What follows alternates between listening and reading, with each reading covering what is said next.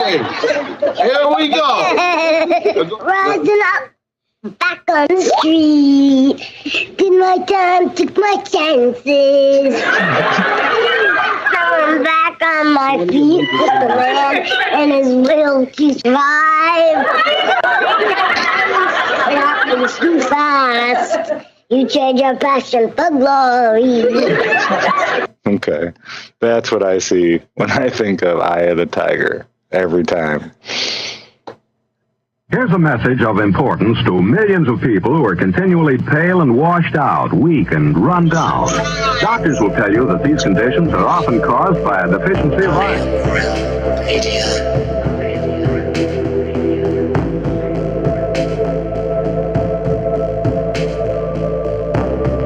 The iron you need to keep you physically fit and mentally alert.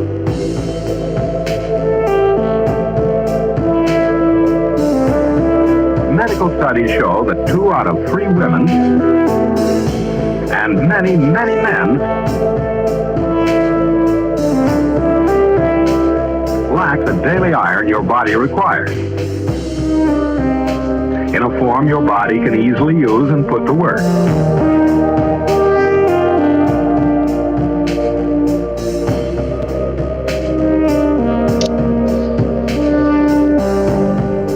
Every dose gives you more than your daily minimum iron requirement.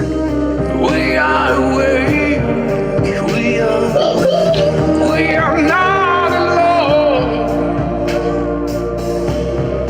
We are striving for more. So if you're not getting the iron your body needs,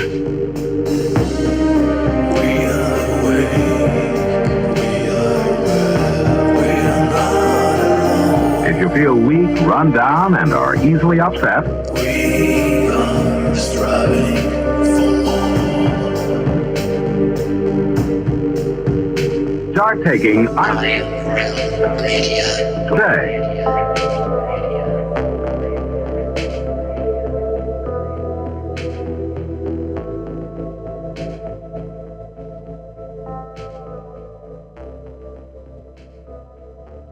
For most people, Friday is just a day before the weekend. It's Friday. It's Friday! It's Friday. It's Friday! It's Friday. Stimulate your mind, man. It's Friday. Gonna get you high. It's Friday, my dudes. Thank God it's Friday! Yeah, TGIF. Happy Friday, everybody. Welcome to Have No Fear. Right here on the Iron Realm Media YouTube channel. And yeah, TGIF, man. This week has been a fucking month. And for sure, we can jump right in and start saying hi to folks because we've already got folks jumping in. Who'd have thunk it? We can start off by saying hello to, well, we'll try Mr. Zachary Zabala because he's one that I know for sure is actually there. You might recognize him from his channel on YouTube's Good Times for All. How you doing, Zach? Not too bad, Josh. I got me a nice nap in today. Maybe even a little bit more than usual, but I must have needed it. Didn't wake up like a grumpy Gus. Too bad, I guess. Well, maybe you'd have to ask Cami about that. But yeah, not a bad day. Didn't get a whole lot done today. Uh-oh. I didn't sleep very well last night. So got up, did a little bit of stuff, but ate, and I was in bed by like 1:30, 2, something like that. And I laid down till about 3, or till about 5. But yeah, it's been a day. Certainly has. Undoubtedly. I'm guilty. I've been paying attention a lot to the circus. The circus is crazy, man. It's like beyond crazy right now. Did you hear about all the? Well, we'll get into that later. We can get into that later. But yeah, I've been paying attention to the circus. It's like a new scandal or whatever conspiracy every day now. It's not like a monthly thing or a weekly thing. It used to be like a semi-annual conspiracy would pop up. Now it's like conspiracy of the day, one after the other. I mean, like I said, I think we're seeing the death throes of this one world order type thing.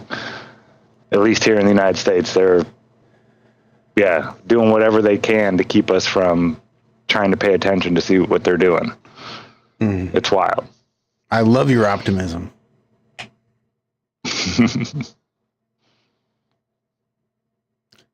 Got to see the future you want, right? Got to make it happen. Because that works. Because the future I want definitely involved all these fucks in the circus. But is it? It didn't. It's not the future. It's not just the future you want. It's the future that you see. So it's more than just wanting it. You've got to know that that's going to happen almost. Yeah. See, that's why it doesn't. That's why professional sports is shit. You just got to know the future. Secret of secrets.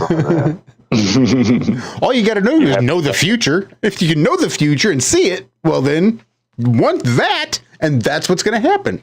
As long as you want what you know is going to happen anyway, then you will always get what you want. Perfect. What was that I think Campbell Toe Harris has a fucking quote similar to that. Something about today's and tomorrow's and yesterday's. Something like that. You know, she was in a throuple with Montel. Well, sorry, we need to stay out of the circus. We're not even introduced to it. Yeah, that's how she got her first red carpet appearance was on Montel's his side piece, open side piece. Like, here's my wife, here's my girlfriend, walking down the aisle, It's like, whoa. That's so tough. So tough. Well, her camera was on, so I know she was there. So I'm just going to take a stab in the dark and hope that she still is. I will say hello to Mrs. Cami Knodel. You might recognize her from her channel here on the YouTubes. Aisling 717. Cami, how are you doing? Hey, I'm doing good. I'm doing really good. The circus, could have participated, but we didn't go. We never made it to the bike stop today. I had a unicycle ready today, so that's kind of as much in the circus as I'd want to get into. But the political one, God, it gives me a headache at this point. Quiet day. Zack slept, and I called it a flare-up day, and just relaxed too. And we might have to work tomorrow because we really did take a light day today. Well, that's just all. It's the weekend. You can double down. Call it maybe birthday weekend, but I think that we've been playing that out a little bit. That was a couple of weekends ago. The weekend before, I know. Birthday month and birthday month. Birthday year. It's my birthday year. Is maybe your mic turned a little bit, or could it be a little close? Liz was saying your audio isn't clear. It does sound a touch muffled. Today I'm on the AirPod ones, and I'm not sure when it goes through Skype. I think it compresses it. I could change where it's going through, and we might get a little bit better. So I will try that. It might be fine, or you might check your noise suppression there on Skype. Skype's got that built-in stuff. If you have it set to low or off, that might help out a little bit. What about now? Liz, are you listening? I think it's a little better for what it's worth. A little bit better? Okay, I could go into the extended, but I'm not seeing the advanced settings. That does sound a little better, I think. So anyway, but what? I was going to say I'm not hearing it through YouTube, so. So it could be modulating after the fact. Well, Liz, I'll talk a little bit. You can let me know. Walter, everybody, we were so late tonight because Walter... Look at her blaming Walter. We were talking to Walter, literally. He's not even here. She's throwing him under the bus. And I'm throwing him under the bus because he's not here because we were all discussing about Walter having to leave at 6:45 and how, If he comes in, he'll be quiet, speak out and everything, and then he'll just pop back in. It's going to be all this. But then we were so much talking about it that it was time for him to go, and here we are tonight. That's good. So yes, Walter will be back. He will. He just had to step out. It's all good though. It's not for a bad thing. It's going to make Uncle Walt a much happier, more delightful person to be around for Shell. So it's a good thing. If Walter ain't happy, ain't nobody happy. So how was your day there, Josh? Well, we do have somebody still we can introduce. We do. Don't we? Yeah. A fellow named Lucas King. You might recognize him from his channel on YouTube. Lucas King. Lucas, how are you doing, sir? How's everything way out there? Good. I know how you can make it better for him, Josh. I can do it. He's already laughing. I don't know what it is. And just like that. That's the Lucas laugh. Yeah, I'm going good. You know, Saturday morning, so I'm slowly getting into it. It's been a pretty decent week, so yeah, slowly but surely. I'm glad to be here, having a chat. That's the main thing. We appreciate you hanging out with us this morning. It's a fine Saturday morning. On our Friday it isn't really. It's cold and wet and horrible. You woke up. It's your winter time. You opened your eyes. You say cold. You drew a breath. Sorry, Josh. I was going to say he doesn't have much to complain. Yeah, not cold in the way you guys think of cold. Okay. Yeah, because Liz says stuff like cold. I had to put on the shorts that go down past my knees. I had to wear my longboard shorts. So I think it's probably like 12 or 15 degrees. So I don't know what that is in Fahrenheit. Let's see. 60-ish, 55, 60. That is, 53 degrees. Oh, that's perfect for going out and doing yard work, stuff like that. Yeah. You don't sweat too bad. Yeah. And if you do, it's just enough to warm you up, or the sweat will just enough to cool you down a little bit. So that's like your winter, huh? 50? Oh, it gets a little bit colder. It's been starting to get a little bit warmer. It's been good, yeah.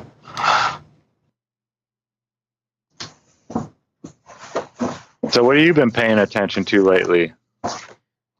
Is there anything like physics related that's caught your fancy, whatever it might be? Non-physics related. Yeah. I don't know. What are you doing for just bullshit entertainment? But make sure there's no physics involved. Yeah. Only non-physical entertainment. But you know what I mean? Like me and Cami watch a lot of like documentary shit, and I don't consider that entertainment. That's more like somewhat light research or something like that. But just not, just stupid shit. Yeah, well, my zone out's like Instagram Reels, and that's just funny shit. That's what I do, which is mind-numbing, to tell you the truth, and you watch it for far too long. It's just too easy. Just swipe up, next video.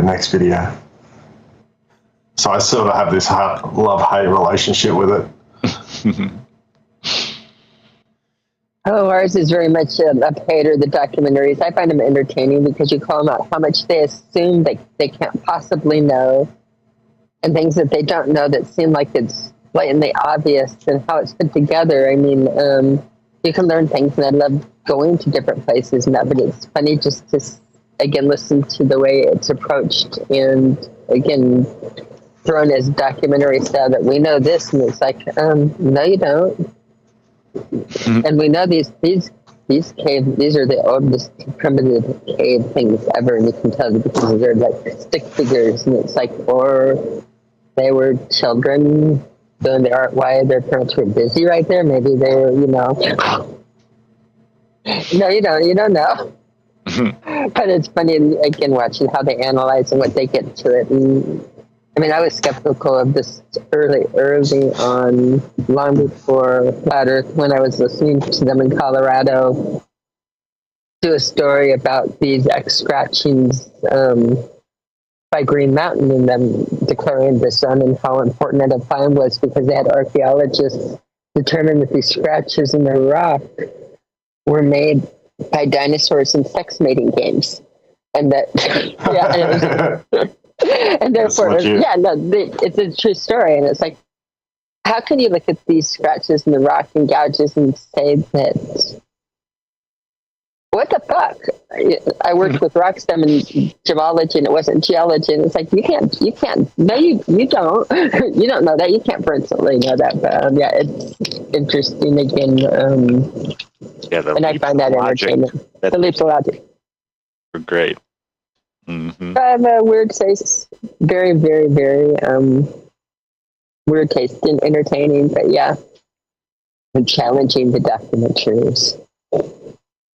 Yeah, there's these ones that are real bad. What is it, like 50 things you didn't know or something like that? It'll be called. I forget which one it does. That was just terrible. Yeah, and what you didn't notice. Most of it's about space. It's all about space and NASA and other planets. You didn't know that. And it's like, yeah, you didn't know that. And yeah. Because it's stupid. It's stupid and you shouldn't know that. And yeah. It's like, yeah, you don't know that either. Yeah. Am I sounding any better? I made more adjustments while we were doing this. I think you made it worse. I made it worse. Better when. And then it's worse. Okay, that's what I needed to know because I've learned where these advanced settings are. So I'm going back. Okay. I did turn you up a little bit too. I made a few adjustments myself to help things out as best I could. Okay. Zack's going to come and he's going to show me where I'm going to get there eventually. I will, but he's going to get there where the settings up there in Skype, where it's going to say, do I want to keep that high filtration on? And you said it should be on. I took it off a high and fit on auto is my change I made. Auto should be good, I think. You got to make yourself one of these plates, Lucas. Right. Wow, that was easy. Chladni plate, where you vibrate it and it makes all the cymatic patterns. Yeah. It's real simple and it's real fun. It really is. I'm having a lot more fun than I thought I would.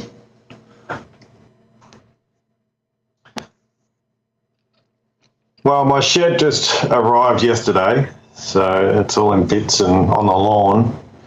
And that once that's up, then I'll have a workshop, and then that's when the fun really begins. So maybe I'll make something like that, but yeah, I want to do a few different experiments and things as well. What's the first thing you're going to put in the shed? I don't know. I got to build out the walls and all the rest of that stuff. So. Well, yeah, but I mean, toy-wise, what's your plan for your first thing? Well, my plan is once that's in to get a metal lathe and then start working on some of the designs for an upgraded geek design. So nice. So you're going hardcore. My main aim is to see if I can go off grid. Really. You know, it's not like free energy or anything, but it would just be way cheaper than power supplies that we get from. Pour water into the engine to the fuel source to keep it running. That's you can water it down for sure. Yeah, pretty close to free energy. Well, it's just got to be a lot cheaper than the power that we get from the grid. So if we can do that, I'll be happy. Yeah, I never even thought about running the Geet as like a generator, but yeah, that makes sense. Yeah. So I've been watching this really good channel. The guy's called James Condon, and he pulled, yeah, not the greatest name. That's why I said it slow, so I wouldn't fuck it up, you know. But yeah, he does basically pulls apart small generators and engines and goes through and finds what's wrong with them and fixes them up. And yeah, really, really good channel. So I've been just like binge watching that. So I didn't say that before because I don't know. I think an engine has a fair bit of physics to it. So does a generator. Yeah, that's like research. Yeah, that's research. Yeah. I don't know. That's all I do, research.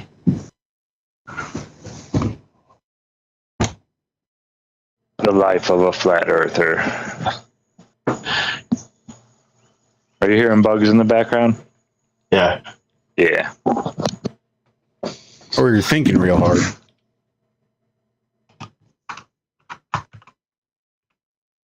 Yeah. If I ever get like a lab type thing going, I want a vacuum chamber to play with.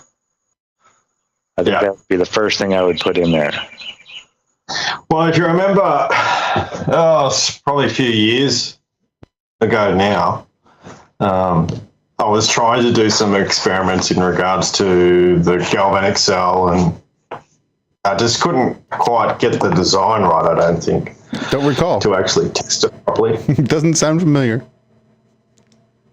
Oh, well, I've done a couple of videos on it, and I was like, this isn't working, I don't have time. Anyway, I ripped them down. Sometimes I don't. I'm not. Sometimes, maybe I'm a little too sarcastic.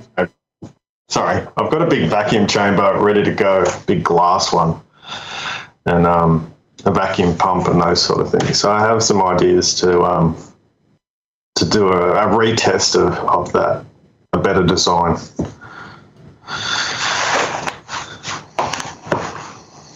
Test.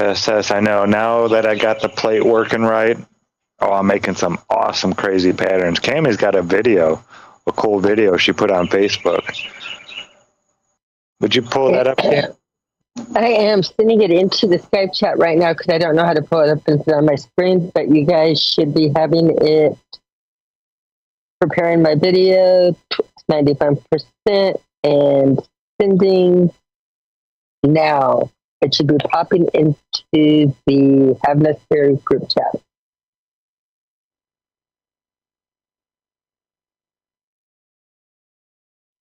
Yeah, I've already been able to do stuff that I can't replicate yet. I don't know how I did it with these plates.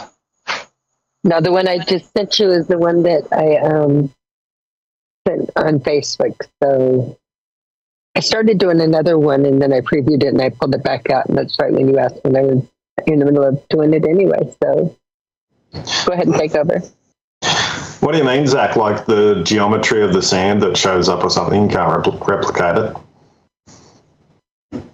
Well, I had a different speaker now.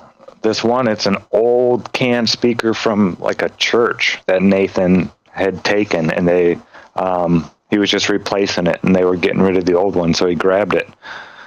And it was rattled a lot, and I just wanted to try a different speaker to see if I could get better, because when I changed plates from the real thin pizza tray to an actual piece of sheet steel that I went and bought, that speaker wasn't shaking the plate at all, at any vibrational rate. It was not strong enough. So we had these ones that Nathan got from Goodwill, some JBLs, like the big can speaker that sets into your ceiling. And it shakes the plate so much that I have to turn the volume down especially on the low frequencies, but even on a lot of the high frequencies, or else the sand just starts jumping all over the place like crazy and goes flying everywhere. It's wild. But that's not with the steel plate. That's with the lighter plate that it goes flying more. Well, no, right? Even the steel plate. That new speaker will do that to the steel plate. Yeah, I have to turn it down quite a bit. I can't, like the real high frequencies, I can turn it up all the way. But when you hit certain resonances, when you hit that resonant frequency, it'll still shake the plate like violently on full volume. I have to turn it down a little bit. So that's what I'm messing with right now, learning the whole volume to frequency ratio. But I'm getting some really, really neat patterns. Now, is this going to open up? I don't have Facebook on the computer. No, I can just play it. Okay. Let me... So are you using like singular frequencies, like just a normal sine wave or square waves, or what are you doing? A sine wave. So you're just using singular frequencies, or you're doing like multiples? Like I'm just messing with singular ones right now to make the patterns. Here, let me see if I can do this and this and this, and then I'll hit that. I forget what this is. This is up there pretty high. I think this is like 1200 and something.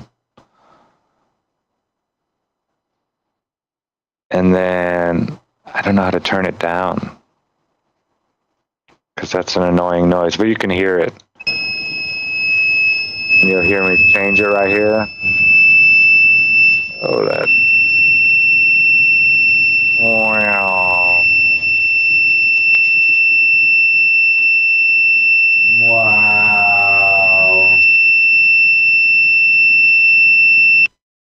That's wild, isn't it? That's super loud. Yeah, it's so annoying sitting there playing. Oh, you have no idea. It's much louder when you're right there next to it. I've woken Cami up with this yeah. multiple times now. And the dogs on the really high frequencies. The dogs it's like a little dog whistle. Yeah.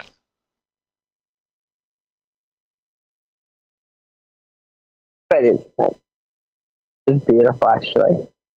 Yeah, I made the biohazard or radiation symbol yesterday on a circular pizza tray with an upturned edge. Like all the different surfaces act differently, and it's weird because I was using a different sand before as well. I was using a much thinner, lighter sand, and I was getting it to do these rotation patterns. Like certain times you can get it to mound up like a mountain where it's building up through the center and then cascading down the sides as it's moving across the plate. And then I was getting these perfectly flat circular ones that were rotating. It looked like the top of a cyclone almost from like a satellite photo. But the same type of thing, like I was making that happen on the tray, and it wasn't moving like across the tray like this. It was moving in the arc, like going east to west. It was following the arc of the pizza tray. And I don't know how I did it. I was trying to do it, but that was a different speaker again. So there's so much lots to learn. Lots of variables. Yeah, so many variables. Did it just have a singular bolt in the center? Is that why it made that circle in the center? Well, no, that's part of the frequency pattern. But yeah, there is a single bolt in the center. But you can get it to do all kinds of crazy stuff where it crosses in the center, where it's like touching the bolt. So that's like the point of where the vibration starts. Now it's real cool because when it's vibrating like that, I can grab the edge of the plate and squeeze it real hard, and it'll change the frequency pattern. Well, you're lowering the frequency on that section. Yeah, it's really neat. It's got me thinking about all kinds of stuff about this place. And like, I'm 35 hertz, even with the speaker turned all the way up, the good loudspeaker, you can see the plate wobbling, it's sitting there going boom, boom, boom, boom, boom, boom, boom, boom, boom, but zero movement on sand anywhere on the plate. Like, let's see. I'm going to pull up that video.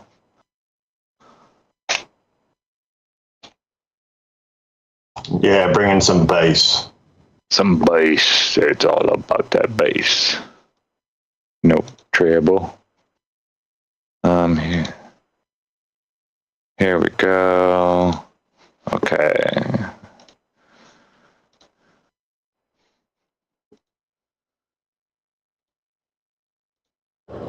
It's vibrating the plate, but it's not moving. You can't even hear it. It's at like 30. 31. Keep an eye down here. Wait, can you even hear it? See the vibration? And it's still not moving. Yeah, I can hear it. Okay. Now, I think 35, see the vibration, still not moving the sand. I think, I have to do my research again, is around the highest Schumann frequency that's constant, which is crazy when you look at it, the way it's shaking, but it's still not moving the sand here. And we just go up a few more to 37, look at that. If it went any higher, geez, things would get crazy. There's your earthquakes. Look how much that thing's vibrating at 37. You can just see how God created things with his voice. 49, 48, we're seeing movement.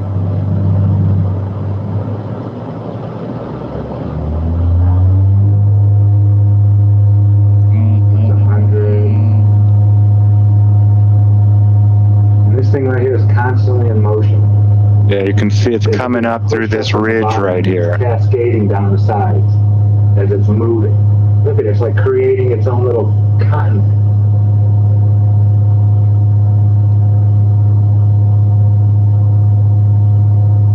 That's only 103. You can see the cymatic patterns in the edging where the plate isn't shaking.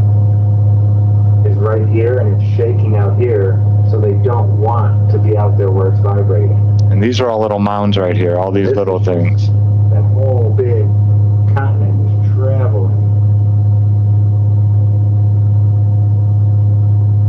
Yeah, this is that real fine The lower sand. vibrations, you really have to give it a lot more time to let it all spread out and do what it's going to do. It doesn't really jump to it so fast. When we get to the higher vibrations, you'll see the pattern happen a lot quicker. Oh, here's where I do it. So you Okay. physically see the plate moving, and none of the sand. You can see the plate. See the moving, plate moving here? but none of the sand is moving now. You can actually physically see the plate moving, and none of the sand anywhere. I can move it over. None of it moves. It's when it hits that perfect frequency. And you start seeing crazy stuff happen.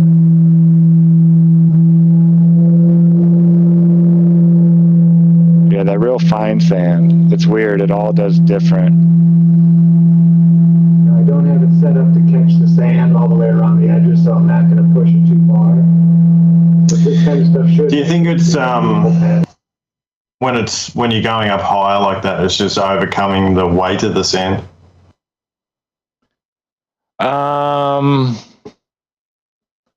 No, like, I think it's just the amount of, each time it's doing a vibration, the higher frequency, the faster the vibrations are happening. So the quicker the sand is going to get, away from the vibrating parts and into the valleys, the nodes. So when you're doing it slow, the sand is just moving real slow to get there. It's not moving as fast, but when you turn up the frequency, the plate's moving a lot faster, so the sand tends to move a lot quicker to those spots. Yeah, and the low frequencies, you really need to give it a lot more time to spread out and do its whole thing. So how do you think this relates to flat Earth, or what's your perspective on that? I think this is how it has to relate to how matter is created and how different matter, is vibrating at a different frequency than other types of matter. And I think these cymatic patterns and stuff kind of show the the shapes of the building blocks, almost, if you will. And it's weird because the higher the frequency, the more intricate the patterns get. which is kind of like, they say the highest vibrating things here on, natural things are crystals. And then you get lower, and we're at like 5.5 something is like the average human. Is there a resonant frequency? And a lot of plants are right around there. It's yeah, I don't know. I think it has. How do they find a resonant frequency for a plant or something like that, though? That's what I was kind of looking into that. I'm not sure 100% how legitimate all that stuff is. Yeah, I don't know. I'm just asking you questions. In regards to it. But yeah, like there is something, say, microwaves heating up water and that sort of thing. So there is a correspondence to that, but you're inputting energy in that sense. Yeah, I don't even know if it has to do with flat Earth. It's more or less just I've been wanting to learn about frequencies and vibration and how they interact with different types of matter and this and that. And yeah, I'm going to put all kinds of different stuff on there. Yeah, sure. That's cool. Yeah, I need to start taking data. Right now, I'm just in the early stages of playing, kind of seeing what I can do. I need to hook up a couple different speakers in unison with trays on all of them. It'd be interesting to see multiple sine waves going at once. Yeah, and I can do that with my frequency generator. Yeah. And then I can do sine waves, square waves, triangle waves, and then something called a buzzsaw wave or something like that. Yeah.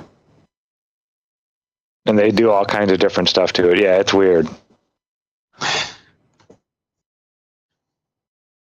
yeah, it's fun. Something, I've been wanting to play with for a while. And I need to get back a little bit into research. It's been a while since I started researching frequencies. I kind of got away from it. But then again, when I'm playing, I really don't want to be told what I can and can't do. The limitations of it. I don't know. I'd rather figure those out on my own. Famous last words. Yeah.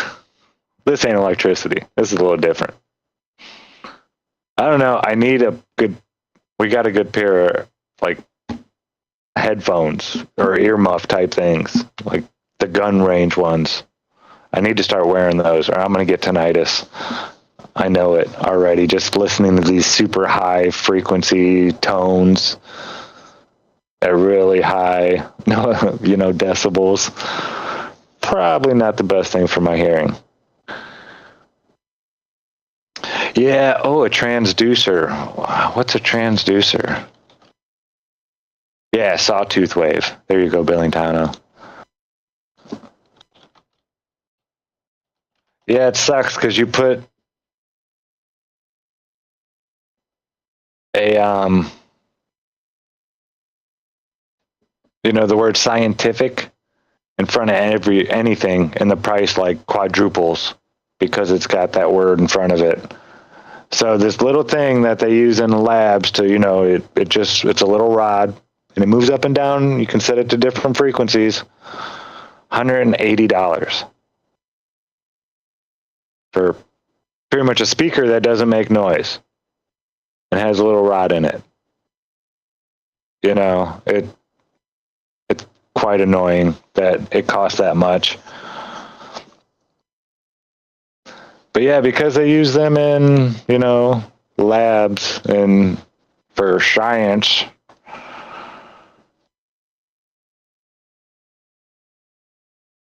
I think I know. the I'm idea of it is less annoying. I know. Earplugs to Flattoberfest too, I think. Yeah, you'll need the earplugs, and I know that, like, the idea of it, pulsing and doing it without the noise, but the idea is trying to visualize sound, and I think it has everything to do with flat Earth and how the world works. Just looking again and saying that particle physics is bullshit, and the entire model they built is bullshit, and what they already know about wave theory if you look at it and what's there fills in everything. If you again simplify it, it answers your questions and does extremely well. I hope I didn't piss Josh off with the fact that I thought it had to do with flat Earth, but I think it has to do with real Earth. And so to me, it has to do with how reality works, something they don't teach in school. The Schumann resonance, and if you think of these frequencies going, you don't interfere keeping things in motion at all times. It's always constantly keeps your frequency keeps things in motion. And again, this part of your chaos and this part of the way this entire thing works. You're right, saying it can affect the earthquake, it can affect the different things. I think it's all integral part of how it works, and how it works to me is flat Earth. It's like looking for truth. What is this? Everybody left to Zack. This is a sparkfun.com surface transducer. It looks like it might shake.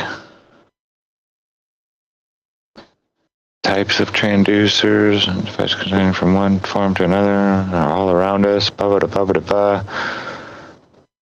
Energy from one form to another. Okay, well, why don't I show you guys what I'm looking at?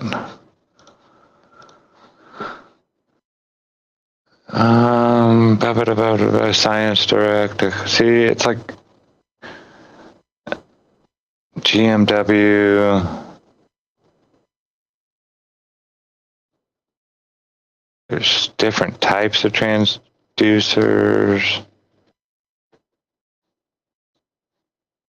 Current transducer, magnetic field transducer, pressure transducer, piezoelectric transducer, thermocouples, electromechanical, mutual induction. Wow. I just want something that shakes.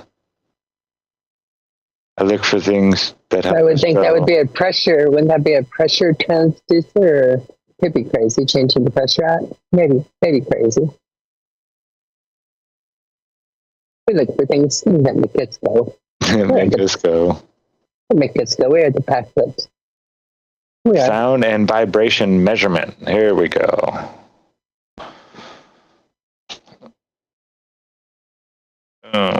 Core part of blah blah blah and business from 70 years products renowned worldwide experience number transducer. What are we looking at? Acoustic measurement microphones, hydrophones, acoustic calibrators, and sound source. Microphones, array system, acoustic calibrator, sound intensity probes. Tachometer, portable vibration calibrator, accelerometers,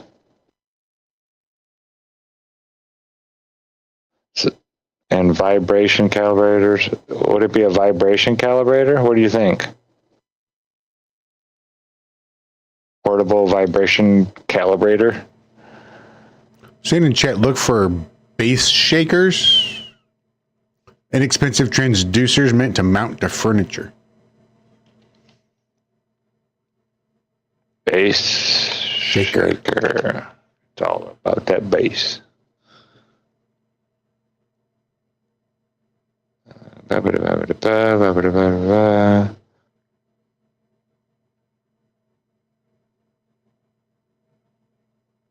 just looks like a speaker.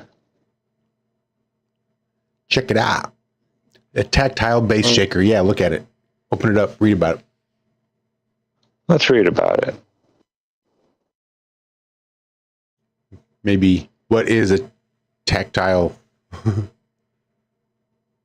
transducer? Theatrical chairs to life.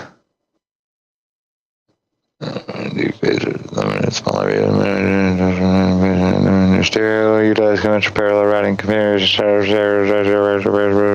45 minutes. Sorry, I was broke into Alice's restaurant right there. bass shaker. I don't want to. Okay, what does a bass shaker do? Device which is made on the principle that low bass frequencies can be felt as well as heard. Common loudspeaker. It's a diaphragm. So does it still make noise then? No? Just shakes.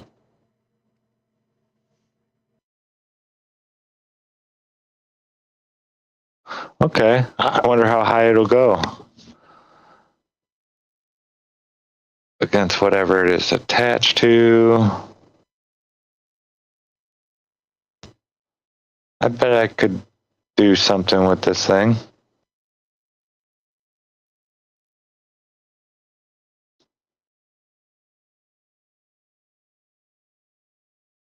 I could mount it, and then how do I?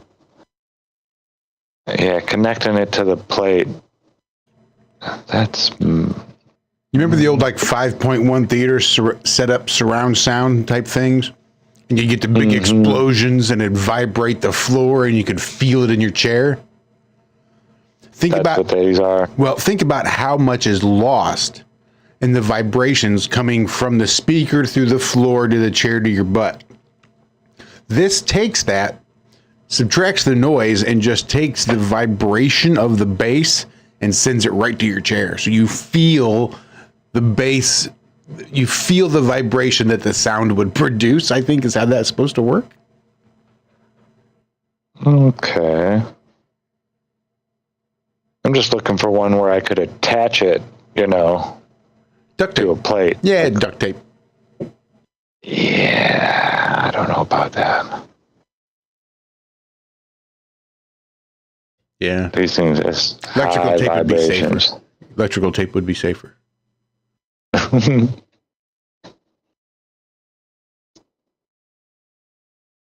Bass shaker kit.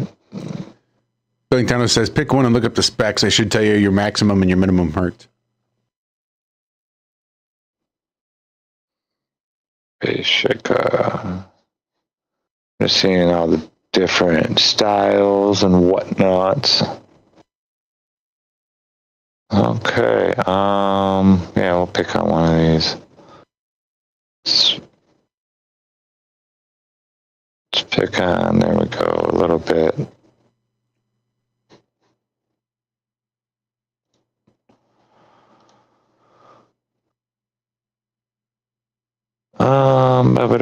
Stop. No. Just subscribe. Never.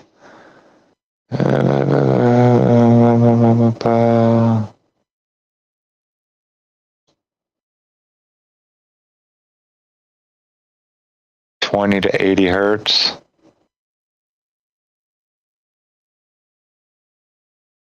Yeah, that's not going to do it.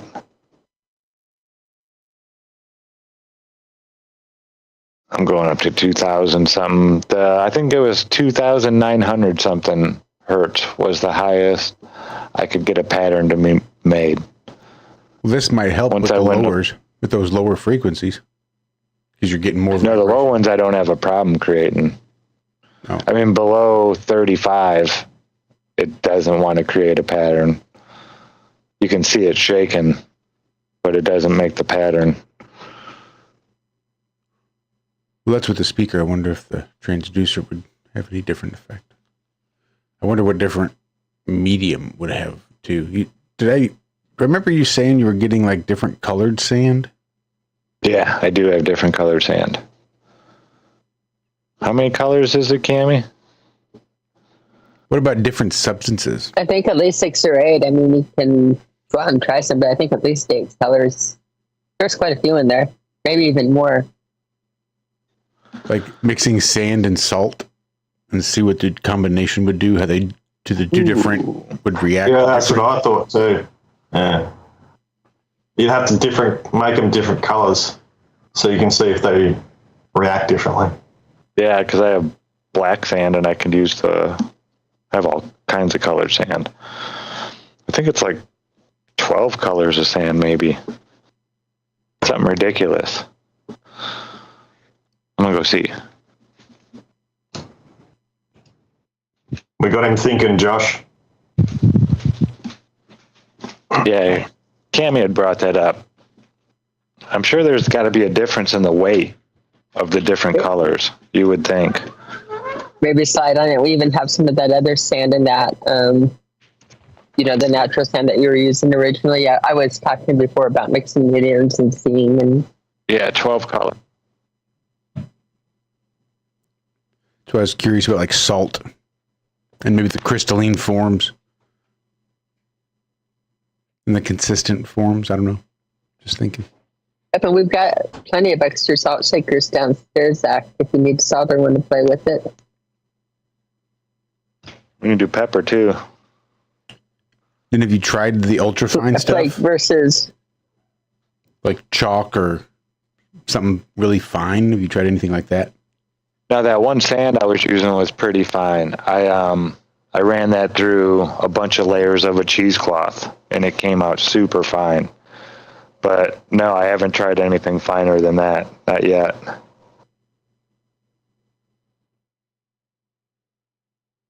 Like an 8-ball of Coke or something? That's on the list. We were thinking about that because some lady was explaining how an eighth isn't all that much. It's only 3.5 grams, officer. It's like, yeah, that's like an eighth.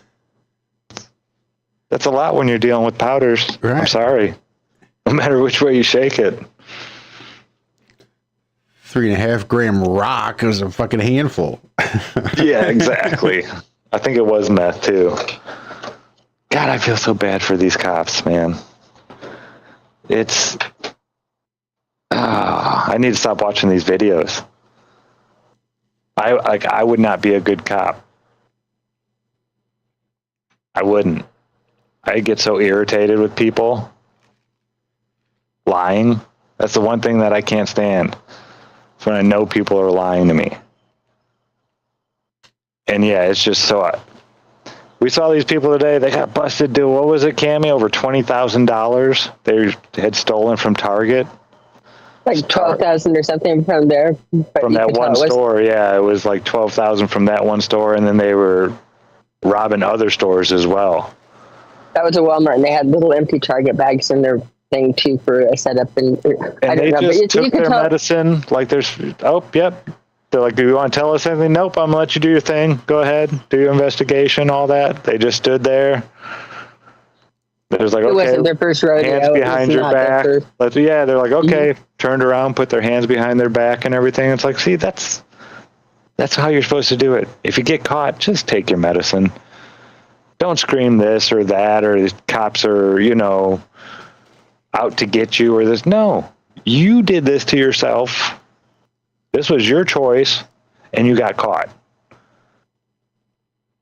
And so many grown-ups, these young people in their 20s, late 20s, I need you to call my mom right now. Call my dad right now. It's like, you get to do that when you get to the jail and get your phone call. The cops they are not going to call your mom or dad for you right here on the side of the road. No. Oh, I couldn't deal with it. I couldn't. I don't know how they do it. My nephew's a cop.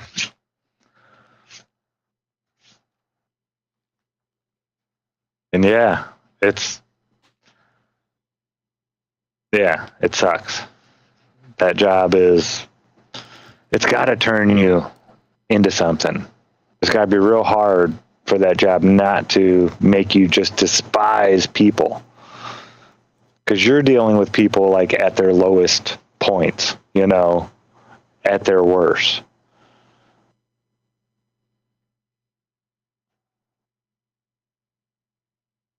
Yeah, I feel sorry for him. Shitty job.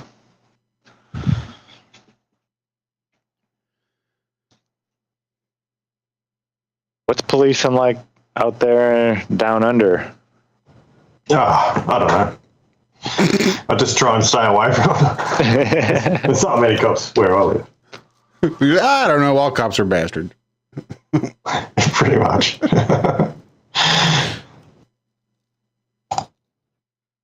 No, I just don't interact with them at all. Don't need to.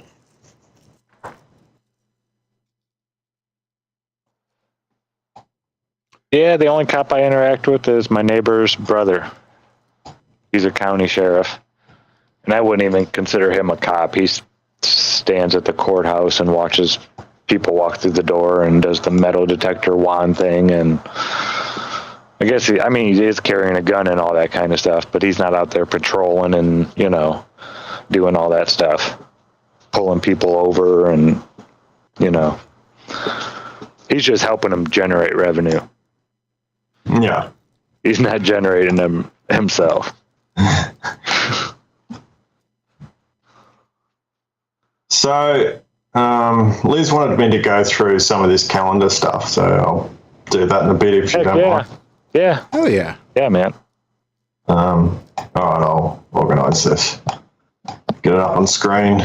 We'll quickly go through it. Now, Walter should be back here at some point. He was saying by 6:15. So we're hoping that's going to be the case.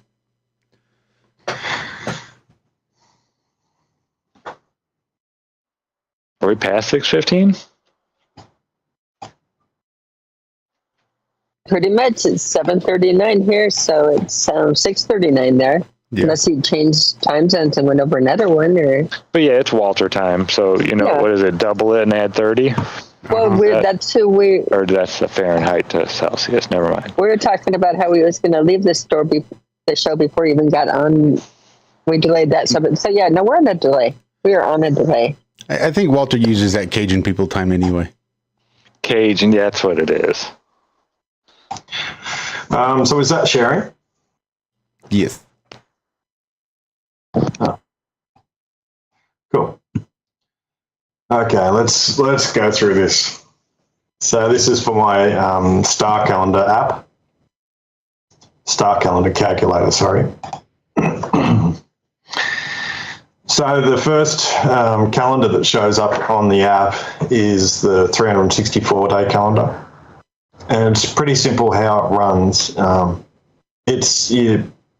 Because 360 is not easily divisible, or it doesn't have very many divisors. I think it has 73, 5, and 1. So it's very difficult to make an even calendar out of that. So by removing 1 day out of the year, or 2 days if it's a leap year, you get to 364, and that becomes divisible by 13 months, 28 days per month, and 7 days a week. So this calendar, the way I've got it set in the app, it actually starts on the 1st of April. I did that because it lines up better with the stars.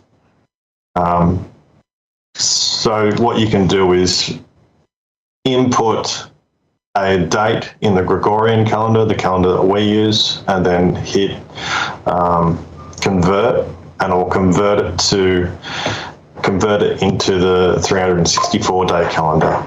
And so that shows you the equivalent day, month, and so on in regards to the Gregorian, so what day it would be. So it becomes, it's a really nice calendar in the way, 13 months is a little bit sort of tricky, but, it still goes with the 7 days per week, and it's an even 4 weeks per month. And then you get the 13 months per year. So it's actually quite easy to use. It's just the days of the week will be different in regards to the Gregorian, because their months, at the start of every month will be a different sort of day. Whereas this one, because it's so even in the way it's laid out, the first day of every month will be a Monday or a Sunday, sorry. And then the last day will be, a Saturday. And so once you know, you can go, we're on day 7 in the month. You know it's going to be a Saturday, and then you go the day 14. You know it's going to be another Saturday, and so on and so forth. And so this really doesn't unlike the Gregorian calendar where the days shift through every month. And every year is going to be a little bit slightly different. This one stays exactly the same. So if you put something, have a date for, say, your birthday, well, it's going to end up on the same day every month. So, and if you plan something for a Saturday and a Sunday and you're using this calendar, well, you know it's going to be the exact same time of year, and it's going to be the exact, say, weekend that you planned that activity. So all in all, it's a much easier calendar to use. The problem is that we're so used to using calendars and have everything. Well, you kind of have an overlap there, though, with the months around the outside edge. So you could still use this calendar. And then just say... Well, actually, that outside part is actually a 360-day calendar. So there's 2 there. I'll show you how they interrelates with the Gregorian, but the Gregorian wouldn't be this even. See, I've got divisions of 12. It wouldn't be that even. So the next calendar that you actually see in the app is the 360-day calendar.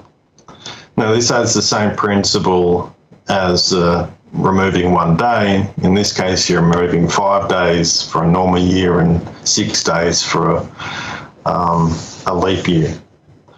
But essentially, you still have those days, obviously, but they're not included in the calculations of the calendar. Now, the 360-day calendar, in the app, I've only got sort of this one calendar, but there's actually multiple that you can use because you can divide 360 in many different ways.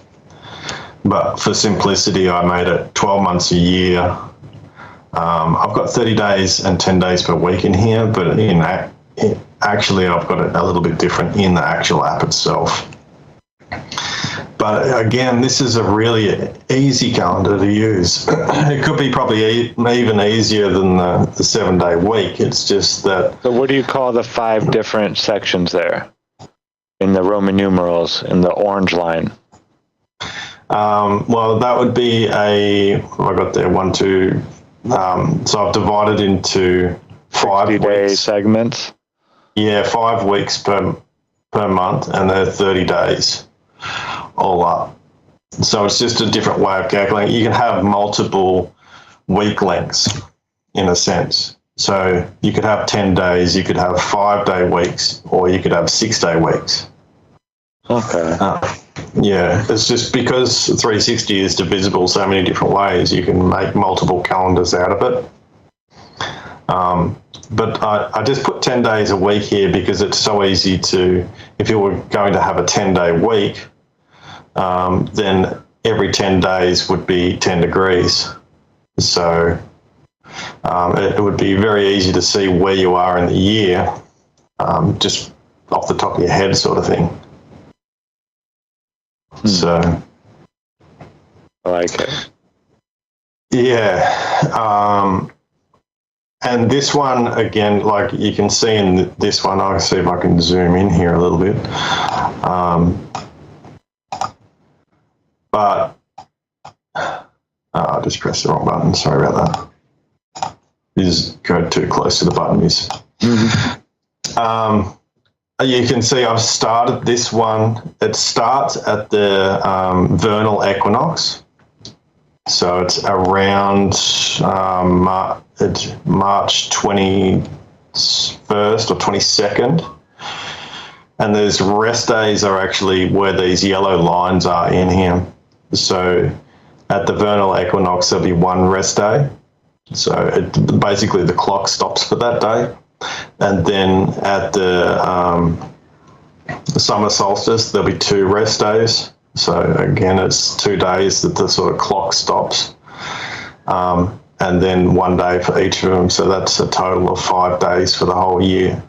You could do that differently, but I did it this way because it actually meshes up really nicely with the solstices and equinoxes.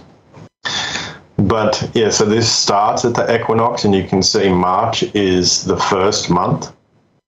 And then that sort of fixes that problem where, say, September, which sept means 7, it now becomes the 7th month. October, meaning oct, meaning 8, becomes the 8th month. So it sort of puts that back in its place where that would be out in the Gregorian calendar. Mm-hmm. So again, you can actually do a conversion in the app between the 360-day calendar and the Gregorian calendar to see where you are. So again, it's just a really easy way to follow. So the large hand points to the month. This medium hands will point to so like the degrees. So the large hand points to the degrees. The medium hand will point to the days of the week and where you are in the month. So a full circuit of that medium hand is a full month. And the smallest hand is just your normal 24-hour clock. So it's got three different hands for that. So the next one, this is in there as well, and this meshes up completely with the 360-day calendar, and it's just a way of seeing where you are in relation to the zodiac. So March is, and this is based on sidereal, and you can actually, this is a better way of actually dividing the zodiac than the modern sort of maps that you see, which has sort of Virgo is actually huge and Libra is tiny and Aries is tiny and those sort of things. So this evenly divides the zodiac and makes it much more like a clock. So when you're in March, it'll be Pisces. When you're in April, it'll be Aries, and so on and so forth. And so this gives you a quick way to, with a quick visual, to see where you are in relation to the stars. And yeah, so I thought that was pretty cool, just to divide the zodiac in much more evenly. This one here is again, it's got two. You can flip between two settings. One's for the north and one's for the south. So again, it's based on the 360-day calendar, and you can just click the button or see where the large hand is pointing, and it will point to spring, summer, autumn, and winter. It still has the smaller one for the 24-hour clock, so that gives you some idea of where you are in relation to, your daily. I guess you could call it like a daily seasonal cycle, but. Yeah, so it's just a really quick way, and I thought it's for people that, maybe just don't have for me, that it was helpful just to see whereabouts in spring how close you are to summer and those sort of things. It's such a quick, easy visual to see it, that I think it's really helpful. So this one here is the Gregorian calendar in relation to the 360-day calendar. So you can see here where March is, you can see how off it is compared to the March of the 360-day calendar. So there's sort of reasons why I did it this way, but you can see that in the Gregorian calendar, January is the 1st and 2nd, and then goes around, and you can see how it's off. in regards to September is, 9 and those sort of things. But So at one time, it probably was a 360-day calendar. Oh, 100%. Yeah. Because it's just like if you're using calculations, I don't know why you would use the Gregorian calendar at all. Like it just doesn't really mesh with anything. It kind of removes you from the whole cycle. Yeah, it does, and it doesn't sort of allow your mind to like track where you are in the year really easily, and it doesn't allow you, like I said, with the 364-day calendar, how you can repeat certain activities on exactly the same date. I think that's really important, especially if the world got into sync with this. Then you could have holidays that were specific. We do to some degree, but it doesn't. It would help even more, to relate where you are in the year to the activities that you're doing. Well, yeah, the Hebrew calendar was all about the lunar cycles and stuff like that. Yeah. And it taught them, like when to harvest and things like that. It wasn't just, we're going to follow this cycle for why not. It was the cycles of nature. Yeah, exactly. And I think you could do the exact same thing if you were a farmer or something like that. And that's some of the impetus why I actually started creating this, is that with the 364-day calendar, you could plan what you do for your farm, do it 1 year and say, oh, that worked really well, I'll keep that, and just copy it the next year, do it exactly the same way if you're following it. And then you'd know. And it would be, say you wanted to do things on a Saturday or a Monday and have your work week set out, well, there'd be no shifting, and you could know I plant tomatoes on exactly this date. It's in relation to this part of the season and this part of the zodiac. So there's no shifting about, and you wouldn't end up needing to plant your tomatoes on a Monday instead of, or halfway through the week, because the days shift. So that's basically it. That's like a brief overview of what it does. And I hope people start to just play around with it, get used to the ideas that are in it. And there's more that it's got in there with the relation to a deck of cards and the 364-day calendar. And it's got an information button and things like that in it. But yeah, that's the main gist of it, was to implement these calendars and having something that's really visually nice to look at as well as functional. So yeah, the graphics are great, man.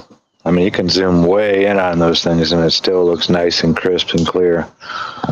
Yeah, there's definitely a few things I wanted to do with the app, having like a zoom function and things like that, but the cost got sort of prohibitive, and they're not cheap things to build, that's for sure. But yeah, I'd like to include more sort of lunar stuff and more calendars. There's like a 361-day calendar, and I'd also like to do like a lunar calendar, and just have the things more functional. But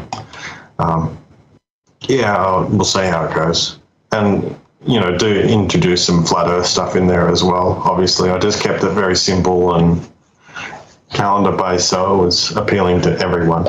Well, yeah, you don't want to cut off half of, or probably even a little bit more than half the people. I don't know, man. The numbers I'm getting from here in the States now, like the mainstream media numbers, are that 34% of people under the age of 45 question if they're living on a globe. Yeah, I guess it would start be really building now. Yeah, that makes sense. But yeah, I get you not wanting to. That's kind of like the way I'm going with the books I'm writing. Just right down the center of the road, just Nothing like flat or definitely none of the globe shit. Like in my moon book, you're not going to see anything about the tides being caused by the moon or anything like that. It's all stuff a child can go out in their yard and look up at the moon and notice throughout the month. Stuff like that. And like you said, using the moon to plant and stuff like that. Just little interesting facts that you're not taught in school. You're taught by old farmers and people who use the farmer's almanac and stuff like that. That, oh, you want to plant these crops, you know, when the moon is at this phase and stuff like that. Yeah, well, I was just making it so I just wanted more people to start. I wanted a way for people to work with 2 calendars, or, you know, 3 or whatever, but really get used to a different version of calendars. It's more like an introduction to say, hey, there's something else. We don't have to be standardized to this, and it's no reason that you can't implement more than one calendar. Obviously, it's painful because, you know, our work weeks and all the rest of it really set that in stone. But well, yeah, the whole system's built on that one calendar now. At least our system. Yeah. Yeah, exactly. How many other systems, calendars that are used? Because I know the Gregorian isn't like worldwide used. Are there any other different like number of days calendars that are used right now? Yeah, I'm not sure about that. I know that sort of the Chinese and stuff, they use more of a monthly calendar relating to the moon. So they have a lunar calendar. But I don't know about the days. I think the day sort of thing is set in stone. But it doesn't make a magical number in a lot of different ancient everything. Like 7 is one of those numbers, so I could see there being 7, like that being a thing, 7 days. Yeah, really, that comes from like the nature of the cube, which comes out of the seed of life and the flower of life geometry. So there's that. But the 7, obviously, you know, it really seems to, the 7 is derivative of the 364-day calendar more than anything. I mean, you wouldn't use it for anything else. And you wouldn't have a calendar with 7 days a week and doing the strange stuff that the Gregorian calendar does now. So it doesn't make any sense to have your, you know, a 30-day month and 7 days a week. So originally it would have been the 364-day. It'd have to be. Yeah. 13 months, 28 days in a month, yeah. Yeah, it's just so simple. And all you're doing is having one rest day. So it's not like, you know, it's probably the closest you're going to get to the 365. Do you know what I mean? Like, because you're only removing one day to create that calendar, so it's the closest. And you could pick pretty much anything. Say this solstice or this equinox, we're going to add that one day right there. Yeah, I just did it at the end of the month. So, or like, yeah, before the new year starts, basically, which would be it always starts on the 1st of April. Now, in that 13-month calendar, was there like a name at one time for the 13th month? I can't find any, almost no information on that sort of stuff. That's weird, isn't it? And it's most probably it wasn't actually named. It's more like named after floater. Yeah. Named after numbers. So we're in the 2nd month or the 3rd month or whatever. It's not really a designated name like January or February and those sort of things. Now I know in the Hebrew calendar, like the last month was always, sometimes it was 12 months, sometimes it was 13. Yeah, that's lunar. Yeah. That's lunar, where you're adding it sort of falls behind for a period of time, and then you have to catch up, and so you're adding another 30 days or so. So that's really lunar sort of material there. Yeah, that's interesting. I think the lunar is more in tune with nature, just because so much of nature runs on the moon. Like the plants and the animals and even us we act different when the moon's full and stuff like that. Yeah, they definitely have their two different effects, if you like. One anode, one cathode sort of thing. Yeah, one seems to be more physical, and then the moon seems to be more mental. Yeah, that makes sense. That's in a lot of symbology as well, where they'll have your two polarities. One's physical and one's mental. So, actually, I was watching with the kids. I was watching that second Shazam movie, and that, like, it's not the greatest movie in the world, but it is chock full of symbolism. Yeah, all kinds of symbolism in that thing. Yeah. And it's interesting, right at the start of that, they have the two ladies come in, and one's got white hair, one's got black hair. Mm-hmm. And you'll notice that one grabs one part of the staff, and one grabs one grabs the bottom of the staff, one grabs the top of the staff. And so it's representing sort of the above and the below, so the earth and the sky.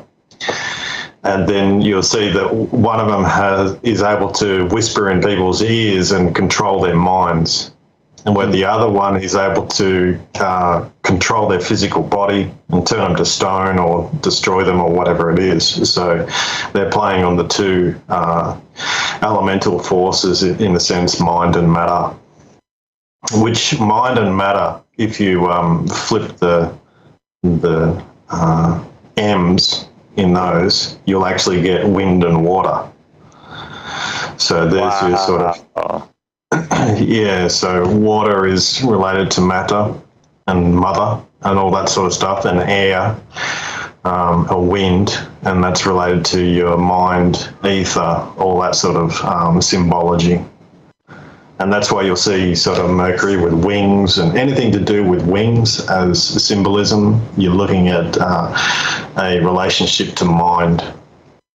So like Pegasus or whatever it is, anything they chuck wings on, even the Horus with, or, United States with the eagle and those sort of things, they're all representative of mind.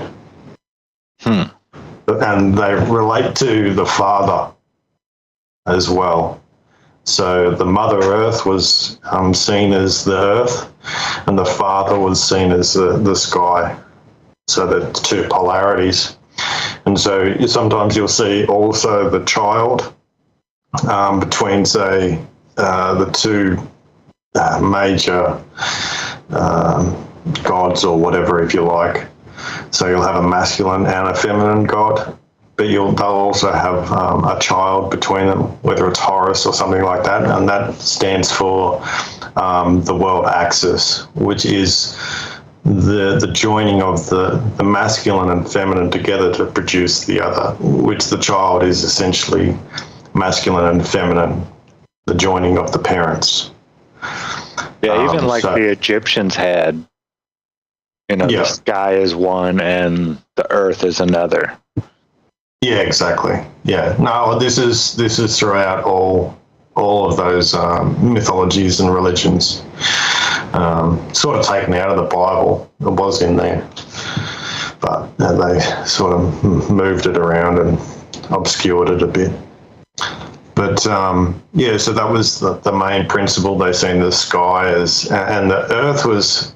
It's interesting because the mother and the earth and the sky, they were like a couple, and their offspring, if you like, was nature itself.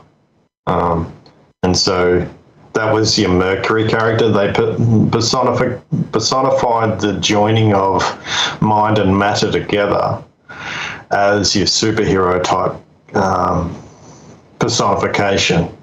Like all your nature gods, your Pans and all that sort of thing, were actually this personification of nature, which was the offspring of the heaven and the earth.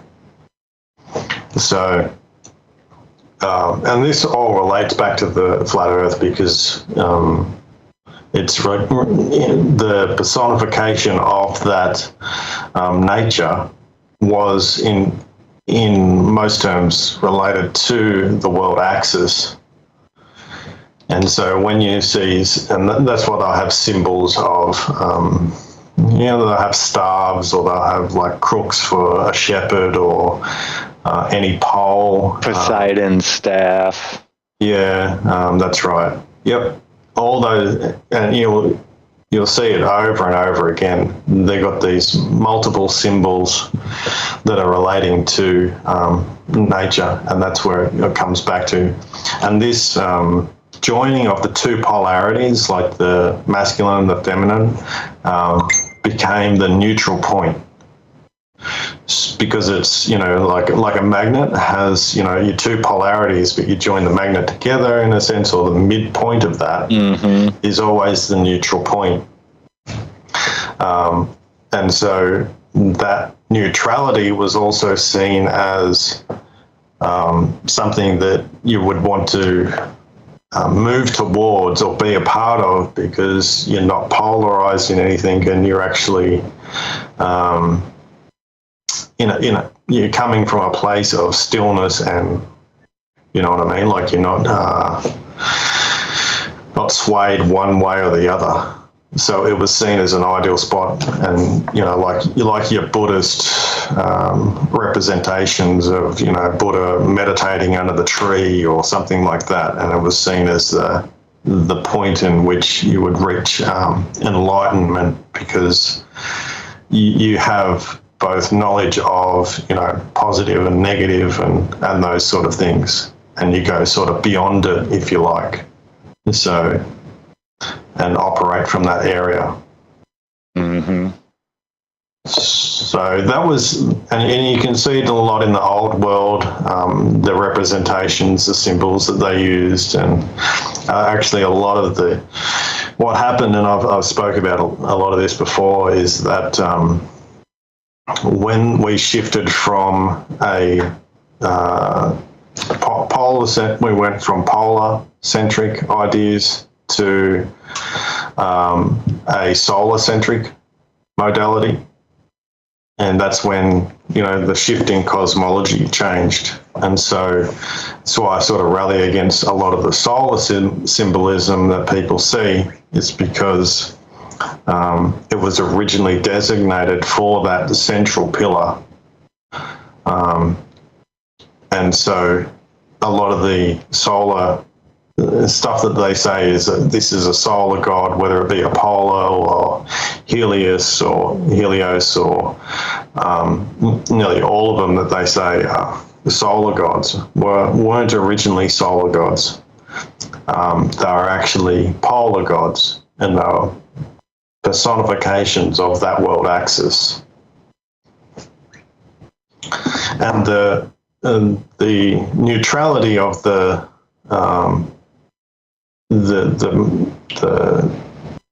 father and the mother joined together, the neutral point. It's from neutrality that polarity extends from. Now, the reason that they actually have the nature god usually as a masculine character is because the world axis is representative of like a tent pole or something holding up the sky, but it's essentially a number one. So any pole or staff or something like that is a representative of a number one.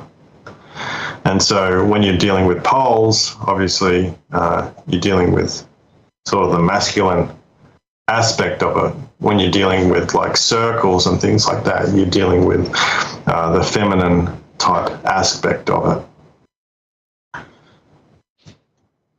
Yeah, the whole symbology is just, have you seen it like all the time now? You see it everywhere. You can't not see it. Yeah. You see it in nature, you see it in physics, you see it in architecture, in the names of cars, you see it just everywhere. it's almost like, I don't know if it's like a natural thing that occurs, or there is is indicative of the people that know this stuff, that control the world in a sense. They actually know the stuff, but it has, because of its nature itself, it is very a natural thing that just comes out of people, I think, as well. One of the major sort of like symbols that you see also is like the 1 and the 0, the number, the 10. Everything's like really reverts back to this this idea of the monad. The monad is the circumpunct, or the circle with the point in the center, and they give that designation as a solar symbol. But it's actually a representation of the sky, with Polaris being at the center and the circle of the sky that moves around like a wheel. And it's also the first thing that is created with the compass. So you put the point down in the center of where you're about to draw your circle, and then you do that circumnavigate around that central point.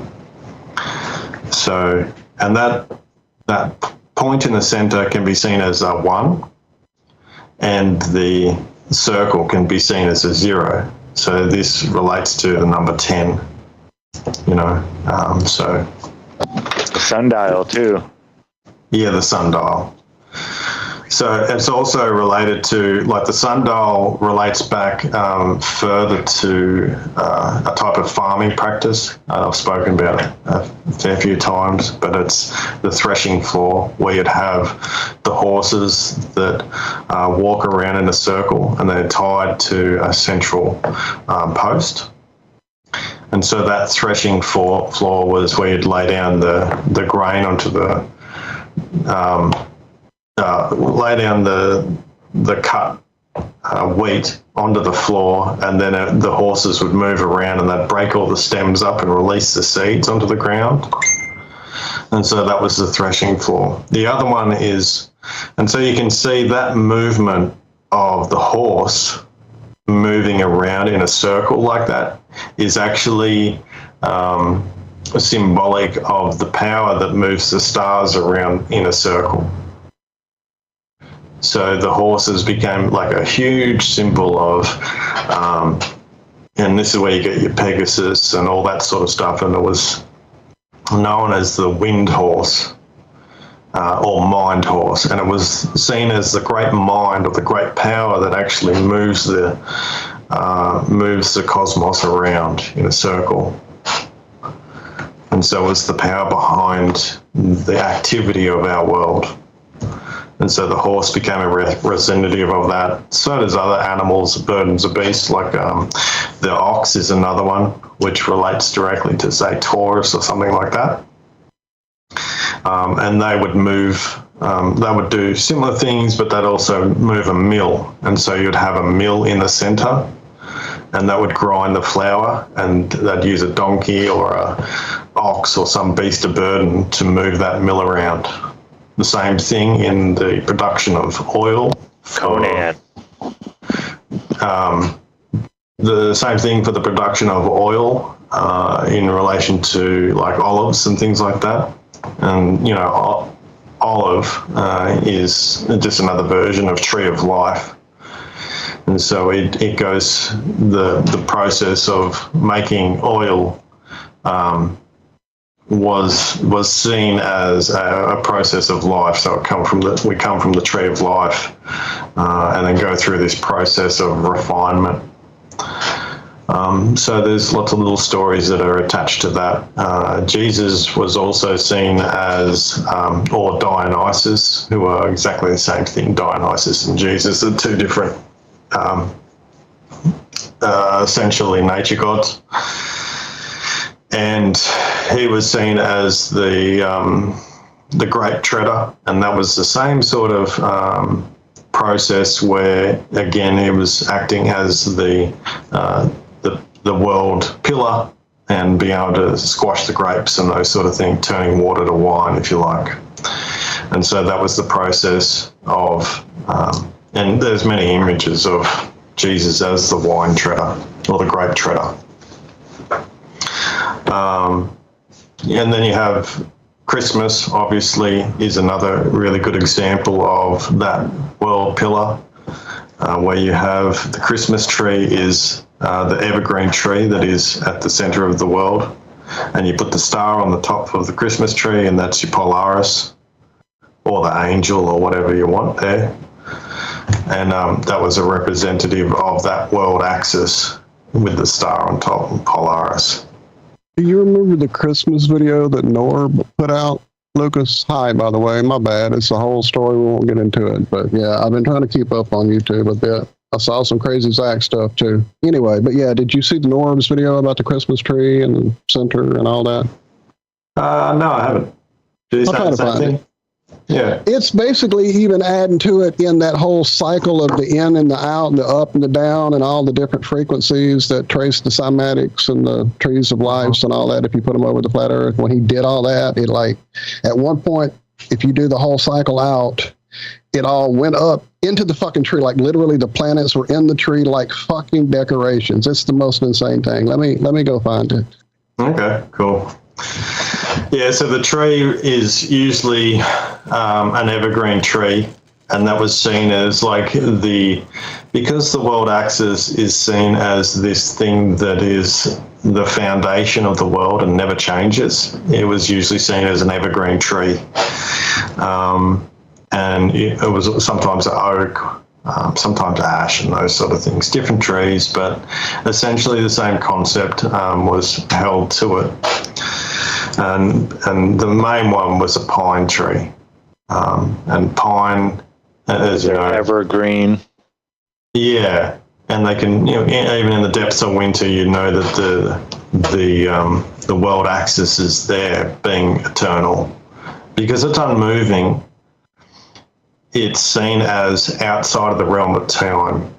And so that's why you would have, like, say, a world mountain or something like that, where you have the gods of time, which Olympus in Greek was related to time. So these were the gods of time, and they stand outside of time because they're, evergreen, never moving, never changing. Eternal. So they're eternal in that sense, where we're in the world of change, which constantly moves. So that's where a lot of that, these eternal gods stems from, is from this unmoving world axis.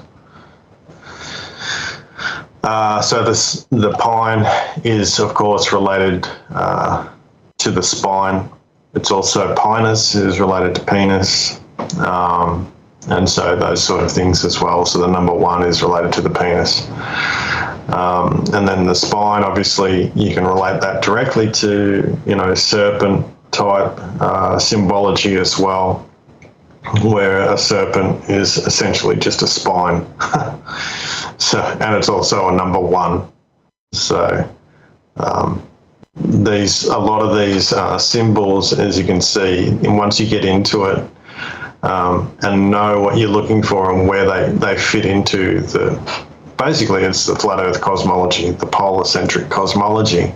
Once you understand where they fit in, you actually see a lot of these movies, like we're talking about with the Shazam, is what they do is they actually stack symbols. So they'll have multiple world axis type symbols, and then they'll create characters and things that are based on multiple symbols that are related to the world axis. Vishnu is another one in Hinduism, which has multiple arms, and each one of those arms has a conch and all these different things in the arms, but each one of those represents an aspect of the world axis. And I've spoken about, say, Aquaman. Aquaman has a father that's born on land and a mother that's born in the sea. So he's polarity in that sense, and he's in between the land and the sea in this sense, or the air and the water. he has the green and the gold, which has symbolism to it in relation to the tree, and gold is in relation to, again, the world axis, because it was seen as the metal that never changed.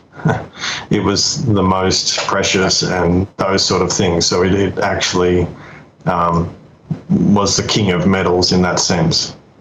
So I was super late to this one, I know, because I just missed it when it came out. It wasn't anywhere to stream. I don't do the whole movie site thing, so I missed it, and it got out of my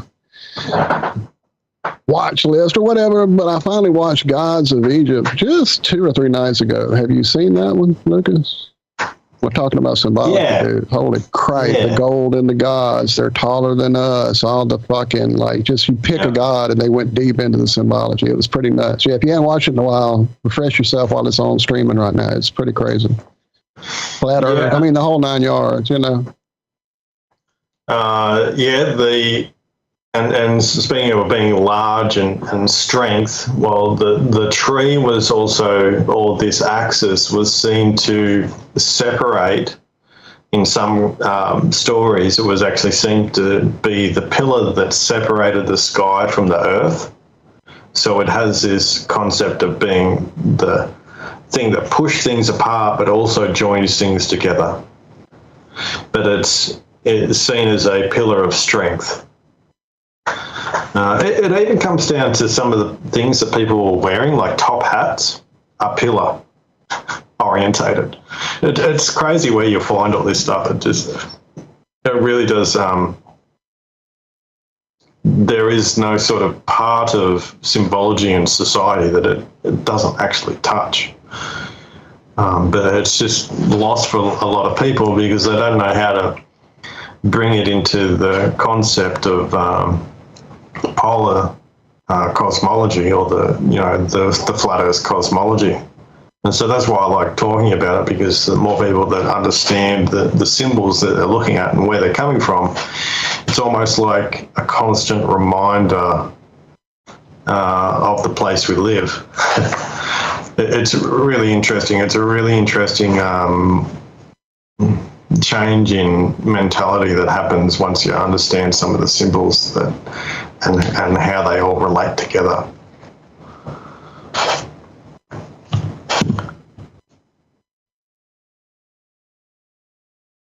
Stunned you into silence.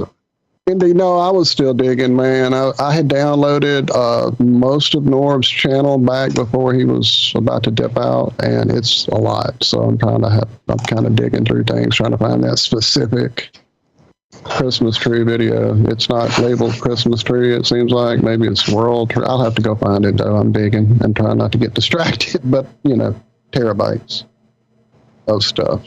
He's still in hiding, by the way. I reached out yesterday, of all things, to Norb. Really? Yeah. That's interesting. Wow, that would be a flashback now. I reach out every so often just to see if he'll respond, and he never does, for what it's worth. Right on. Cool, though. I mean, I know he was. Yeah, he was. I think you can still find his plant album. His music for plants. Oh, can you? Somewhere, I'm sure. I'm almost positive. I think Spotify, maybe. I'm trying to remember where I saw that recently. I don't know.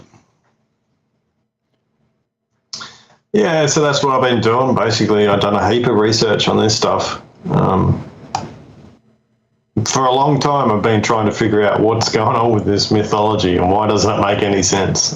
Why isn't anyone telling me why it doesn't make any sense? Mm-hmm. And it's really through, thinking about where we live that it actually is. And it's, once you get the basic principles in your head, it's like, and you concentrate on it for a little bit, you can see that, whenever you see a pillar or something in relation to that, you'll see that it's relating to our flat Earth and polar cosmology. And it really is once you know it, it really is a good example that the whole world had a deep, deep connection to polar symbolism and the flat Earth cosmology.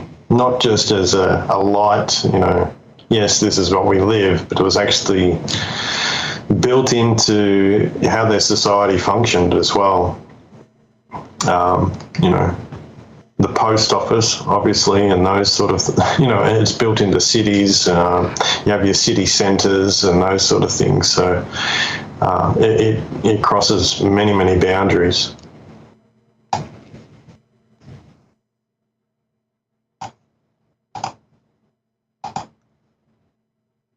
It's crazy how this stuff is everywhere, but yet it's like not in the eyes of the normal person. They're not even aware of this stuff. Yeah, it's amazing how much damage that the solar cosmology and the modern day, cosmology that we have that's pushed on everyone, how much actual damage it does in terms of psychology and those sort of things. It's far deeper than I think most people realise. Losing connection to symbolism, to law, all these sort of things, and being able to understand some of the older texts and things like that. It really, really has done huge amounts of damage. Well, yeah, I always think about all the brain power that is wasted on trying to figure out, black holes and space and all this nonsense out there. All these savants in mathematics that are working on this nonsense. Yeah, 100%. Yeah, there's definitely a lot of... Man, I was telling you about how I watch Instagram, and there's a lot of brain power wasted in creating shit little videos, that's for sure. A lot of people doing just wasting a lot of time.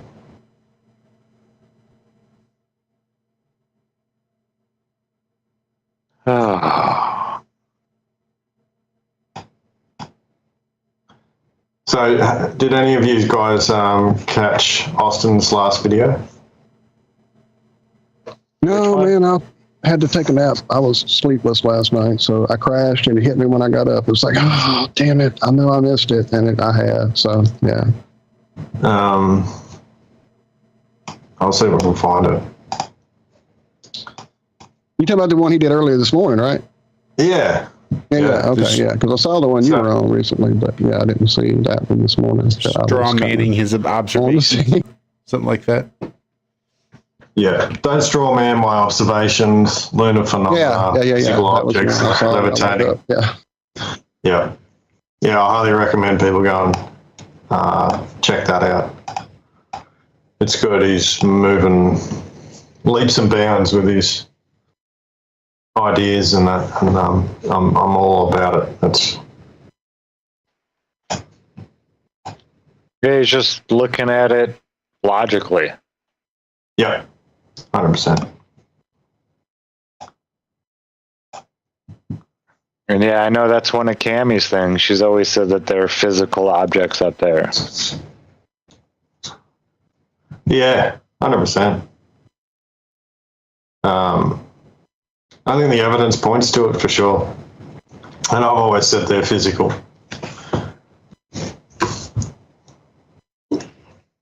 Now, all the other physics of optics and stuff like that, in between here and there, there's still a lot to figure out and whatnot. But yeah, it's crazy how much it makes sense. And, when you look at it in the realm of physics and all that kind of stuff, it's wild. Yeah, that's right. And for me, it was like, okay, they're physical. And it was, the real question was like, okay, if they're physical, how the hell are they up there? Yeah. And that was the biggest question. It's like, okay, but then as I kept researching and like I showed on the, when I was on the show earlier this week, I showed there's another article that chose a different type of levitation, which was to do with oxygen. Levitating objects. That's right, magnetized. And it's like, wow. Yeah, magnetic, under a magnetic field. I'm just like, whoa, that's nuts. Levitating objects in air just because you're introducing a magnetic field. So then there was, the high voltage, which we've talked about, which is electrostatics, which again sort of goes hand in hand with magnetism anyway. Yeah. So it's not like the two are separate. And then you have high current levitation, which I've showed before, where they'll have a piece of metal and there'll be a high current flow around it and they'll heat the metal up, but it levitates as well. So yeah, if you have the right, the right settings, I guess, with magnetism and electricity and all the rest of it, then these things aren't really out of the realm of, we've got, scientists or physicists that have already done the work. It's just putting it to the flat Earth cosmology to say, yeah, okay, this is possibilities of how it could work,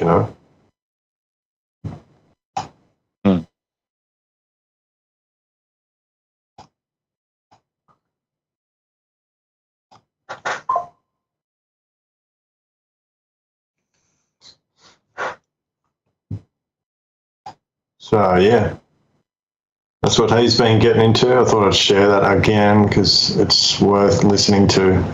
And you got the observations that can back it up. And he did something that, I never did, which was go out there with the camera and point it at the sun and moon and really, analyze what he was looking at. Mm-hmm. Yeah, it changes you. It changes things. Yeah, I wonder what Crow's going to think after a time of looking at it, whether he sort of comes to different conclusions as well. So we'll see what he says.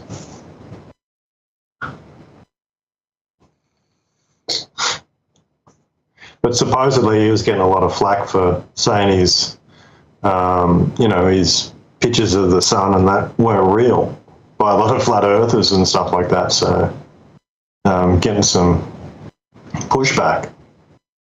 It's like, well, it's Crow you're talking about. You're not talking about some random dude. You're talking about Crow. I know, right? It's like he's out there and he's got the setup and he's showing pictures of what he's doing. You know what I mean? It's yeah. Yeah, and it's not like this is something new that he just, figured out and started doing.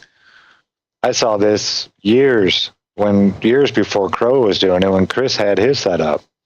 Yeah. And I saw it with my own eyes. So yeah, I know it's not BS. Again, stuff like that, God, I wish I could afford a setup like that. That changes how you look at everything too.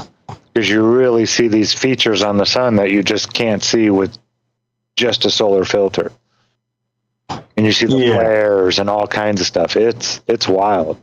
With the hydrogen alpha, you're talking about? Yeah. Yeah, it's pretty Yeah, amazing. I think it's interesting that you're using hydrogen to view it as well.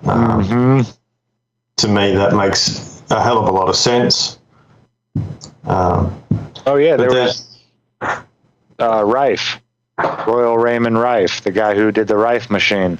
He made some of the best microscopes in history, optical microscopes. And that's how he did it. He would look through certain types of gases and it would change the amount of diffraction. Right. So it's got a correspondence to what you're looking at, in other words. Yeah. And so when you're looking at the sun through a hydrogen and you're getting those light waves in that spectrum, they're resonating with each other in a sense. Yeah. So, yeah, there's definitely a lot of work that's been done by scientists. They may have the wrong context, but it doesn't disprove or, you know, undermine their actual work or some of the work that they're saying. That's why I've always said there's like a happy medium. Like there's people actually doing good work. It's just they're in the wrong context. It's a little bit like the mythology stuff. I go into it and I say, yeah, you've got the right, you know, interpretations of the story in a sense, but you're putting it in the wrong context. You know, you're under, you know, the story is what it is, but you just put it in the wrong context and it changes everything that you think about it. So, hopefully this will, you know, start a new conversation and get people sort of, it seems like the pendulum swung one way where a lot of flat earthers went, you know, anything that and everything that scientists say about, you know, our world is sort of up for his lies or something like that, you know, where they went to an extreme. Which is fair enough. I have to agree a bit on that, and then it's also very difficult when you get inundated every fucking corner you look in, you know what I mean? It does become almost like, okay, whatever they say, I'm inverting it first and seeing if there's some possibility there. Then we'll look at other ideas. I mean, so many lies, so many turned upside down ideas, so many like things they muddled, and you know, like the whole idea of what alchemy used to be, and then they split it up into chemistry and you know all that shit they did. You know way more than I do about it, bro. So yeah, that idea, it's tough. It's really tough when it's just lie after lie after lie. But you have to use discernment. You can't just say everything's a lie. Let's go crazy. You can't. And yeah, that's hard. It's a hard line. It's really hard.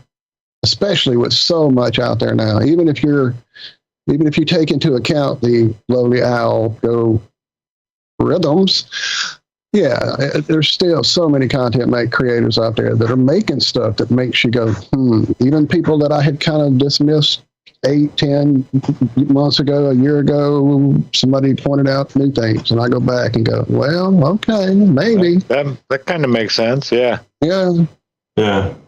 Yeah, just because people are wrong sometimes doesn't mean they're not going to be right about other things. And the big part is you have to be willing and able to say, hey, I was wrong about this. I told people this and I was wrong. I need to now go around and tell people, hey, what I told you before wasn't right. You know, there's a lot of people that will dig their feet in the sand about these things that we just can't possibly know. And when they're shown, you know, I'm not going to call it evidence, but, you know, like an idea that refutes their idea, they're too quickly to just dismiss it right away. Yeah, 100%. Or we have to be all willing to be like, hey, there's a good possibility I'm wrong about this.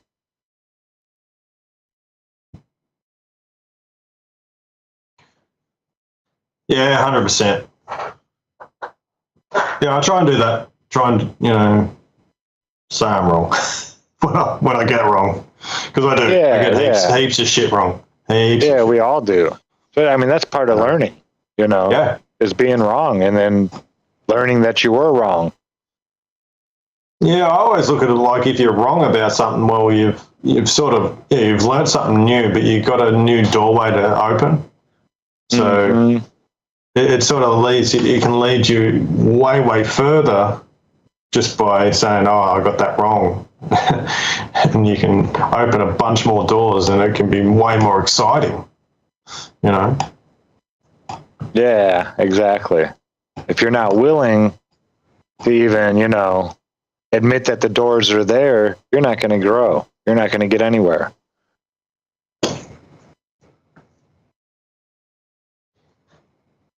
Yeah, it's awesome. And there's so much information out there to sort through. That's the real problem. Like you just, like Walt said, you just you're dealing with a lot of information, and even in the scientific world, it's all broken up. It's almost like, when those people were building a atomic bomb or whatever, it's a bit of a story, but the same principle applies where, everyone's working on something different and no one knows what the other person's doing. And I think a lot of science is, they'll have their own sort of jargon for their own little scientific sort of world that they're in, and, it'd be separate from someone else. And it's just sort of a recipe for, problems, if you like, because it doesn't mesh things together into a singular, under a singular banner. And when things are like that, one person can make a mistake, and it's just a mess.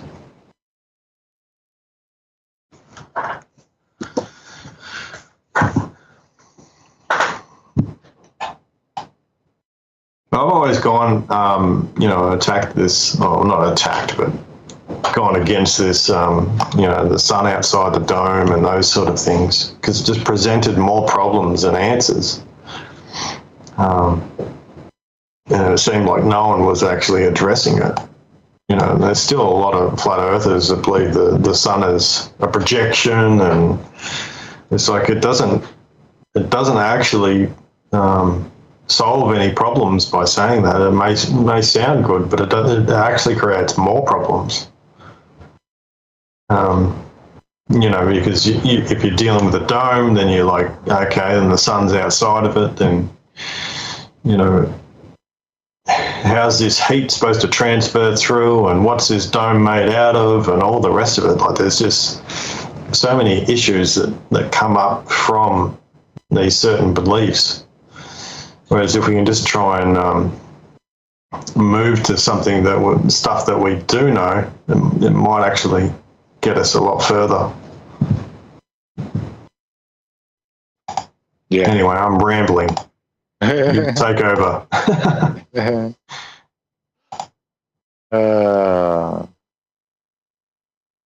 So everything good there, Walter?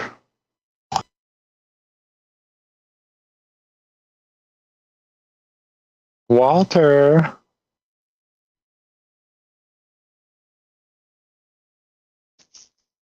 I know he had a story for another time. It's just the cats again. They're acting like they hadn't been fed just like an hour and a half ago. I don't know. All of them are acting that way. I just went and checked. All their bowls are eating. I don't know what their job is. Maybe this food they're getting now isn't chilly. I don't know. Sorry, I didn't mean to step away at the inopportune moment from the mic. You're not rambling at all, Lucas. You definitely are not rambling. But like I said, man, it's just the only thing that's killing me is so many fights and so much drama over trying to figure out stuff that none of us really know anything about. Like, none of us. None of us are experts. None of us have touched, been to, seen. People who are doing the work like Austin. And I don't want to start listing people. I'll forget too many and I don't want to piss anybody off. But even me personally, I started out on a beach trying to figure out, okay, how far can I see, And okay, I did that 3, 5, I don't remember how many times. Posted my stuff, got the reactions, whatever. It didn't change the world instantly like I just figured. Of course it would.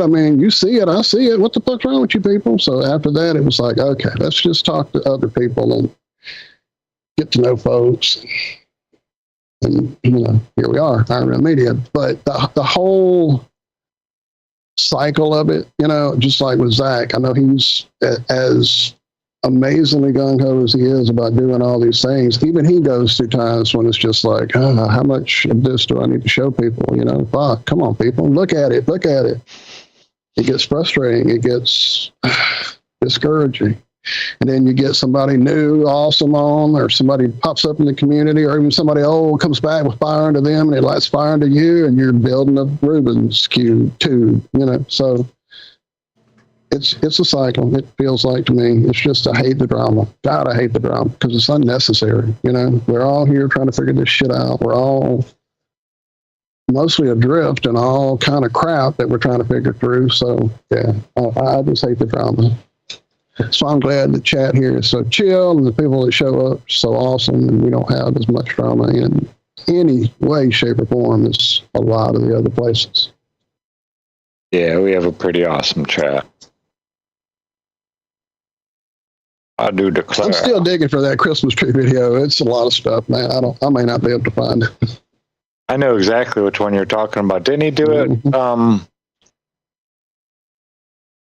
Didn't it come out like right around the time Martin Kenny and the Cosmic Egg? Righto, but his whole channel is gone. God, that was a if you while. didn't download his stuff, it's gone. There's a few people that uploaded the big one, the big 2.5 hour one. But yeah, I haven't found that one yet in my stuff. While it's searching, I'm digging around YouTube and Whatever happened to that dude? He kind of got. He went I don't know about something? Mr. Kenny. I don't know what happened with him. He's I on kinda lost Facebook his trail. still. I'm pretty sure he's on Facebook still. I think. I'm pretty sure.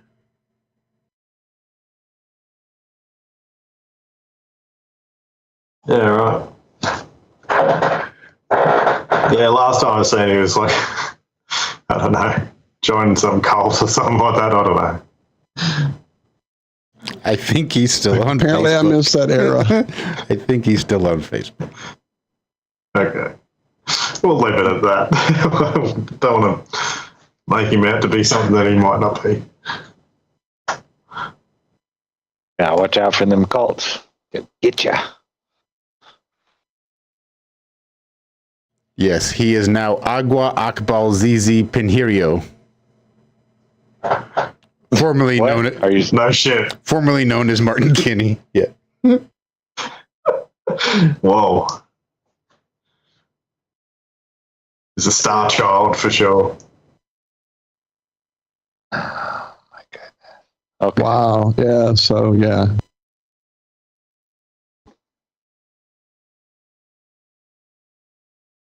I seen this like reel with this lady on it, and she's like, "Yeah, I always knew I was something different, and I'm now I come from some star group." I was like, "Is this legit?" And it seemed to be. She's like, "Oh, I've written books about it, you know." Yeah, takes all sorts, I guess.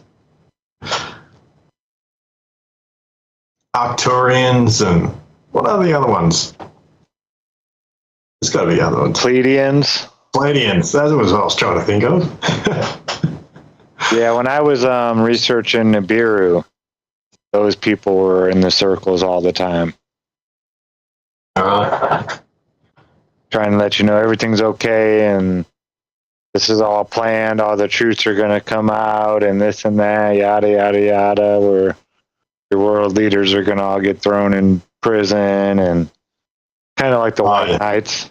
Oh, yeah. A bit like the Qs. That was it's sort of like similar sort of vein, isn't it? Mm-hmm.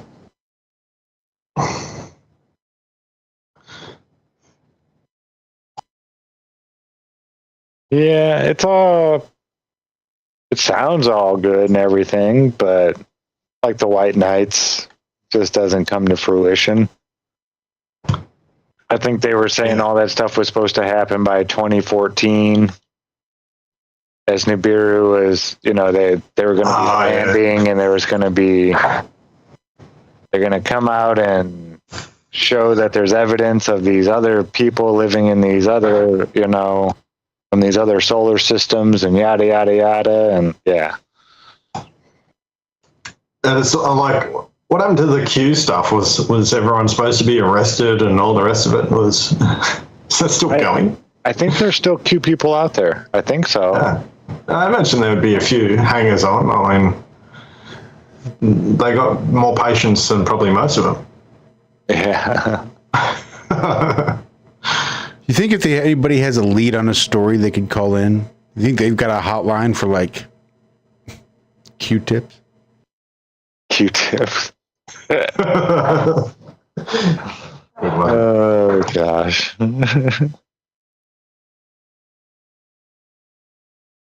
Now that's funny. So what do you reckon? Trump or Kamala? Doesn't matter, does it? We know it doesn't matter. Yeah, it's definitely not going to be Kamala. Now, I reckon there's some people saying it's not Kamala yet. To be fair. oh, isn't it? No, not yet. To be fair.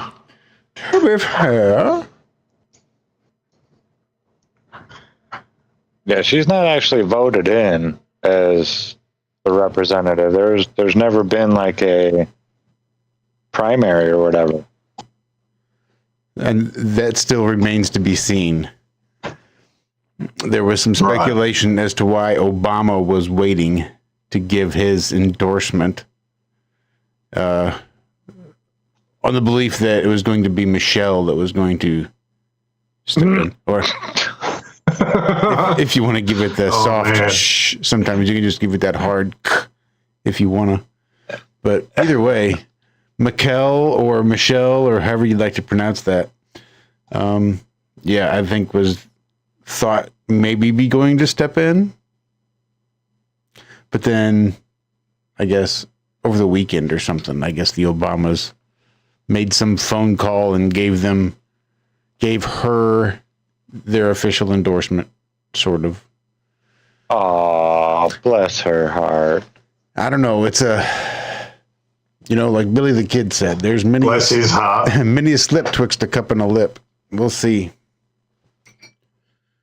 That's how fine Southern ladies tell people to fuck off, Lucas. Yeah, I know. I got it. All right, can everybody see me? Yeah. I can see you. I didn't put the sound on because it's got like his music and he's got a music channel and I don't want to strike. I'll just play the video part up to Christmas tree. I just backed it up too far, damn it. You cock. I know, just be patient. It's a pretty little model to look upon. He goes into all right, here we go. There we go. Oh, yeah. There you go. Thanks, Walt. That was it. Yeah, I'll send you that video, man. Well, actually, somebody has it uploaded. I'll just send you that because that'll be easier than you trying to get a whole huge video of mine downloaded because it's like 2.5 hours. This is about. This may be the 45-minute one. Yeah, this is the 45-minute one. 29 minutes in. Anyway, the whole idea, if you haven't really dug into it, it's interesting, especially with the whole sky clock stuff. It's pretty crazy. Give me a second. I'll drop this channel that, if they're still there, I'll find out. Ain't nothing gonna break Walt's stride. Ain't nothing gonna hold him down. I'm surprised I didn't see the discs flying up. What got me when I saw this for the first time was like the common mistake I saw too, and it trying to unlearn the teaching on this model. You'll notice he makes the planets go out, but the planets going out is a function of them turning it into a round spinning ball. The planets travel between the tropics and stay between the tropics, and they're just closer and further away, but they don't go out sideways. It's not like you have your inner planets and your outer planets in the way that they're drawn there if you don't get it. So that's that's right. So when you look at things, and people on the early on, that was catching me on a lot of this stuff is that we're so programmed to think globe that so many mistakes that that they've programmed into us will even try to apply without meaning to or without even thinking about it. So that's like one of the obvious ones in this one that got me. Yeah, 100%. And there was sort of like even like your what do they call it? Geocentric models that still had the planets like that, where Saturn was like really far away, and then they sort of pushed it into this outer land sort of stuff, and Saturn's a different sun for a different land, and that sort of stuff is like, what are you guys talking about? Exactly. They're all in work that way. They're all in the tropics. in the tropics, they stay between, and they get higher, they're higher and lower, and they have their depths in that little region. But that's entirely globe selling on there. So the Martin Kinney and the different eggs in these models, that was where I was like staying in the background too and doing that. They were lovely productions, a lot of work, beautifully done, and you want to give people kudos and inspiration, for what they're looking at and being inspired by. But with the stop, look, and where you really do what did you say, Walter? You discernment, and you discern it and say, is that how it works in reality? And no, not at all, not any more than the globe did, because they're using the globe functionality on it. Yeah, 100%. Yeah. Sorry, I had cat on me and keyboard and trying to copy stuff. What did I do? I heard my name, Cami. What did I do? I'm sorry. You broke it. You broke it. Probably did. I don't doubt it. Bender might have, but I think I dropped them. Very cool. I heard discernment. Yeah, discernment for sure. Like I said, there's lots of cool stuff, and then there's lots of not cool stuff. We all. And there's cool stuff with cool ideas and things behind it. And then the whole. Oops, I'm sorry. Yeah, you have to stop and discern and say, does it work in reality, or is this again a weird creation that something that's not is. What data are we feeding into this? Are we feeding, again, the discernment, the data we get, how are we applying it? And this one was applied in a globe earth, way of doing it. So it was very, very cool. It was a hard one, so I really liked them. Totally forgot about Bluey and B. Louie and all that shit. I just saw that video go through on my list. Oh my God. I gotta watch that. That shit's hilarious. Oh my God. So sad there are so many flat earthers out there that will never appreciate the name Bilu. I know, right? I know. Bilu.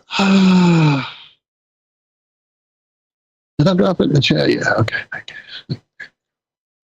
That's a blast from the past right there. Right. I know it was when I saw Norm's video of it. I'm like, oh my God, I forgot that whole thing. The potato in space, all of it. The avocado cut hiding in the bush. Yeah, right. Hiding in the bush, telling all these secrets. like Jesus would do it. How long ago, Liz? My goodness, I really don't know. Is that stuff up even anymore? That half potato thing, was that like late 2016?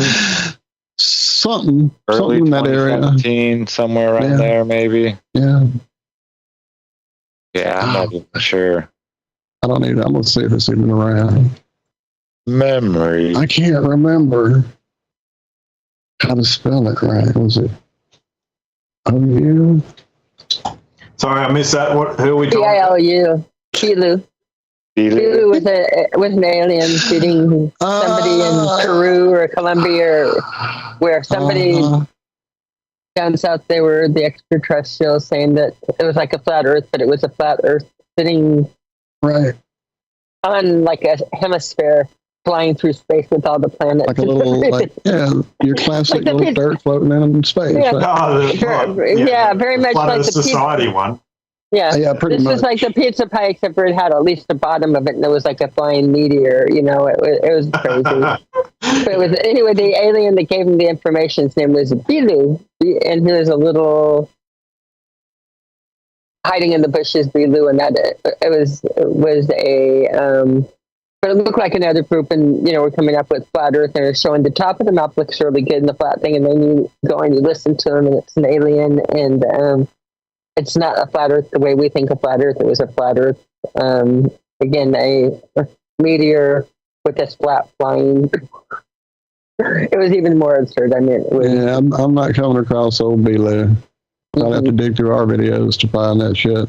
Whenever I think of like the flat Earth in space, I always think of that little reel, where there's like this meteor comes from outer space, hits the flat Earth, and then the dinosaurs get flicked off. The dinosaurs, right? I always get a laugh out of that one. I think it's funny as hell. My favorite one is the flat Earth Halloween moon one, where you have the picture of. Or the eclipse, the flat Earth eclipse, and in front of the moon you have the shadow of the little turtle and the stacked up ancient model going in front of the moon. You know, with the little world on the turtle and. Oh yeah.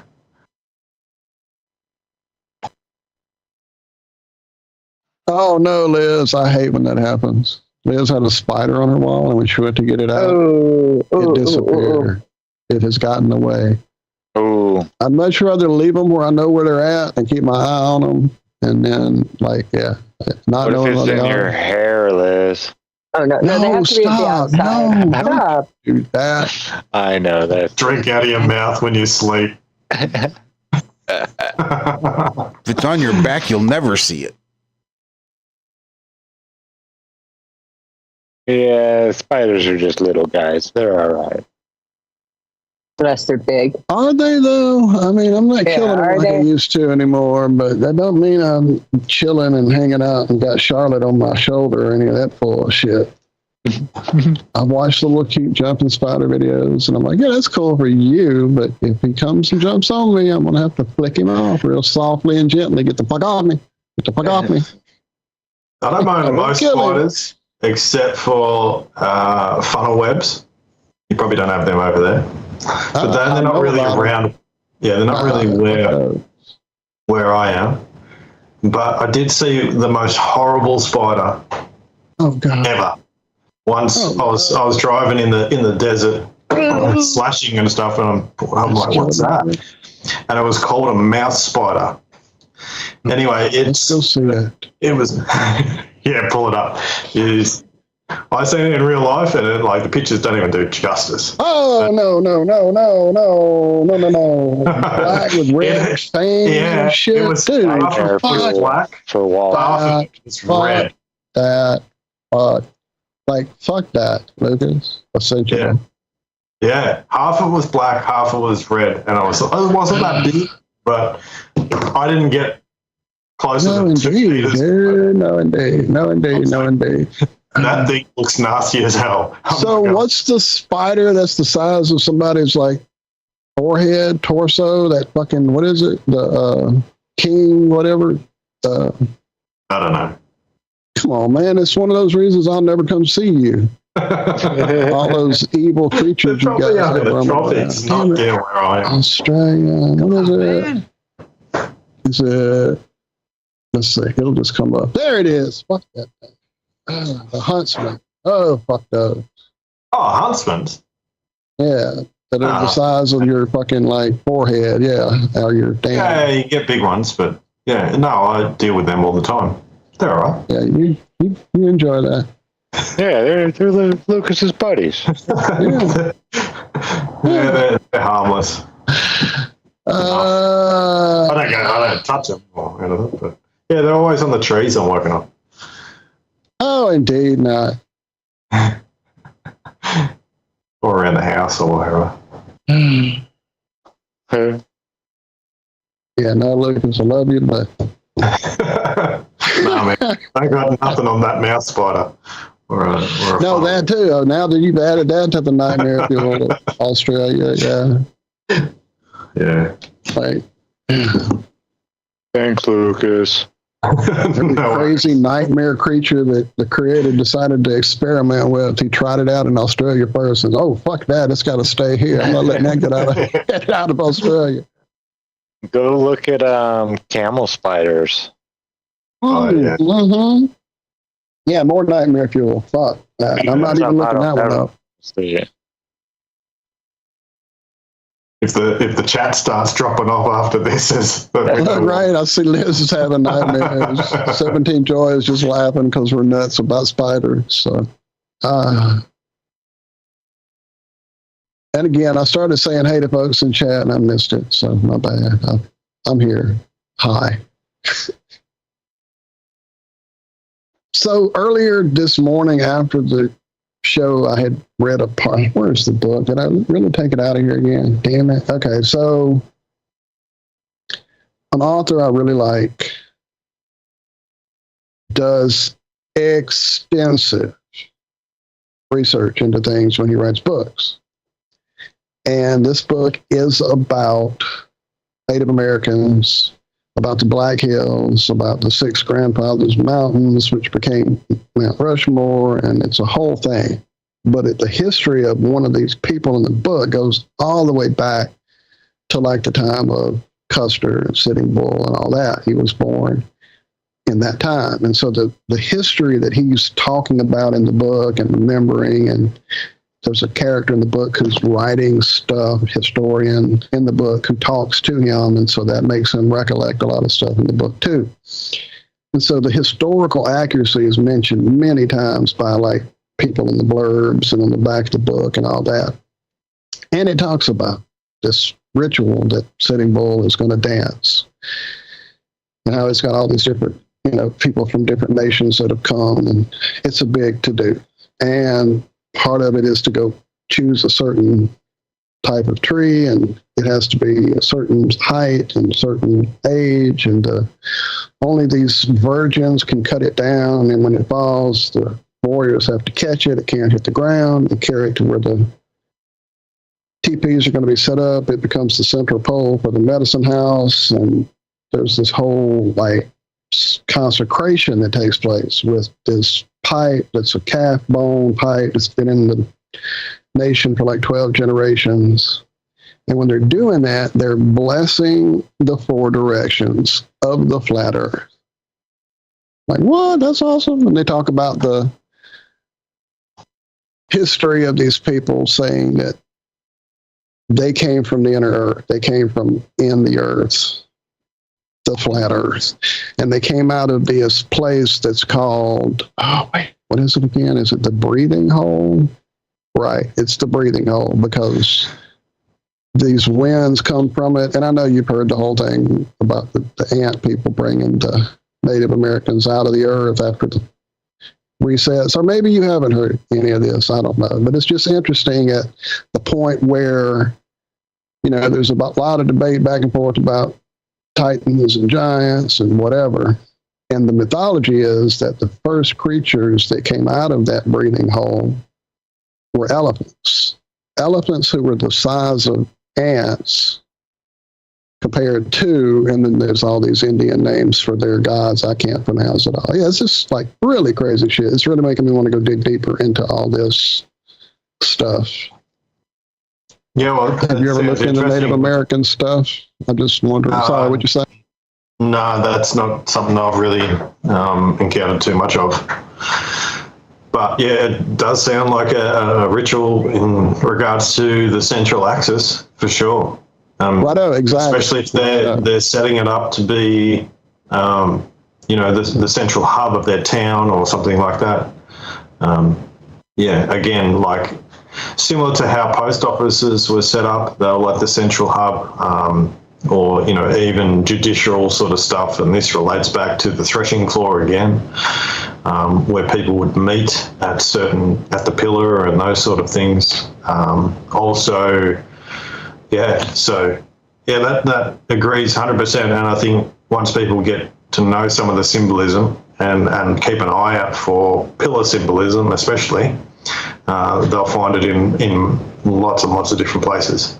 But yeah, that makes a lot of sense. What about the Aboriginal mythology? All I've ever really read or dug into is when I was, a youngster, looking into all the crazy dreams and all the shit happening to me at night, which is how I found about, astral projection, lucid dreaming, and all these things. And their belief of the dream time and how this place is fake and how dream time is their real world. And that's really all I know. I never have dug deep enough to know more than that. Have you looked into any of their mythology or history of the world? Or no, not really. They seem to be like the whole of this stuff seems to come from a central place, if you like, or it was an old central thing. Right. Yeah, it's a little bit like the mud flood idea, where you have the same buildings everywhere, right? And it doesn't matter what place you go to, you'll see the Greco-Roman type buildings or whatever it is. Well, the same idea applies with the symbolism as well, is that it's it doesn't matter where you go, you're getting similar symbolism, but it may just have a different bent on it, or they'll have a different creature or whatever it is, the representation of their nature god. essentially, that world pillar, in a sense, is the creator. Like I said, it's the number one. And so when you're the number one, it's essentially what all other numbers come from. And so when you put it in the context of, in context of, say, mathematics and numerals, then everything starts to make a lot more sense as well, because if you've got the number one, then, 2 precedes that, and then 3, and so you can start to create a story, if you like, from those numerals. And 0 is another one that sort of goes hand in hand, the 1 and the 0. So from nothingness and then somethingness, and then from that you get the divisions into 2 and those sort of things. So once you put it in that context, I think it becomes more ubiquitous with all the cultures, because numbers really do tell the story of creation in a sense. Well, I have to ask then. I don't think we've talked to you since he reappeared on the scene. And if we have, I definitely don't remember your bent or your take on it. What about Terryology? What about Terry Math? Do you know what I mean? Yeah. So, yeah. Have you looked at it? I mean, yeah. Like one times one is 2. Right. No, it's a bit of a laugh, mate. It is. That part is. But have you looked at his platonics and all that stuff? And yeah, it's like a derivative of the, because I've done a heap of work in regards to that's why I wondered if you checked it out. Right. Yeah. I don't know. It doesn't make a hell of a lot of sense to me, honestly. I've tried, dude. I've tried hard. I've tried to give it the benefit. The thing that really made me even go back, because I checked it out early on when my brother first was helping us get set up with flat earth shows and the Iron Realm and all that, and he was like, something, yeah, y'all should be using Terry Math. And I'm like, what are you talking about? Now it's back like 2014, 2015. And I kind of glanced at it and went, oh, this dude's fucking crazy. And then it came back around again when he came out with them shapes and did that talk at some college. Okay, weird, crazy. And then I ignored it again, but then he did the drones. Have you seen the fucking drones? Yeah, it's made from these shapes. So that caught me back, because I love drones, and I'm like, dude, I would love to try to fly one of those. So that's really what keeps getting me back, is just the weird, crazy shit he's done. I don't really have any clue what the fuck he's talking about. I've got the book PDF. I've read about the first 5 pages. I keep having to go back and start over, and I'm like, dude, this fucking shit's nuts. This makes no fucking sense. I can't even get through this. So yeah, but the drones. Yeah, look it. Yeah, the drones are cool. Yeah, look, it's like, if you just change the it's like, instead of saying times, you go of. Is this another way of saying times? It's 1 of 1. So it's only 1. It's 1 of 2. It's only 2. Right, dude. That's why I kept going. Please make this make sense, Terry, because it just doesn't make sense. What times is how many times is it there? It's what they say, 1 fucking time. Come on, dude. It's not hard. Yeah, well, that's what I mean. It's like, it really isn't hard. I was like, is this a fucking psyop or what's going on? It was almost like, is he doing an Andy Kaufman? Right, a fucking Andy Kaufman or something. Yep. Yeah, make it that out there, and then I'll sell some drones. I don't know. Maybe he fucking actually believes it. I don't know. He gets this look in his eyes, dude, when he's talking about it. It's pretty spooky. I don't know. Yeah. Yeah, it makes no sense to me whatsoever. And the math we have works fine. You don't need to change the times tables.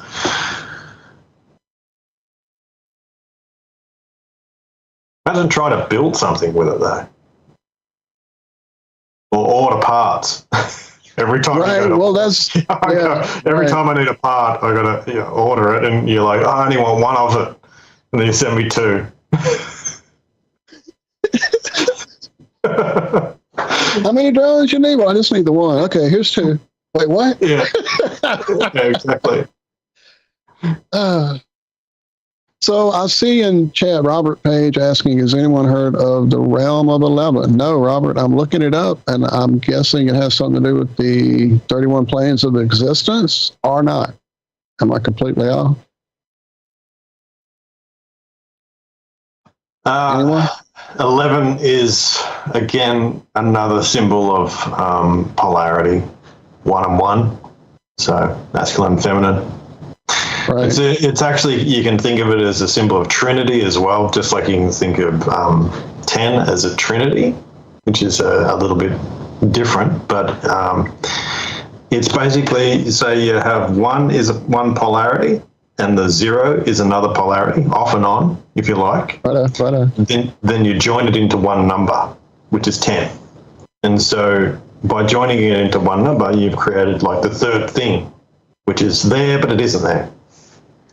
And that's what sort of the neutrality is all that personification of the world axis is that Trinity, which is off and on, but it's also the creator of the off and on.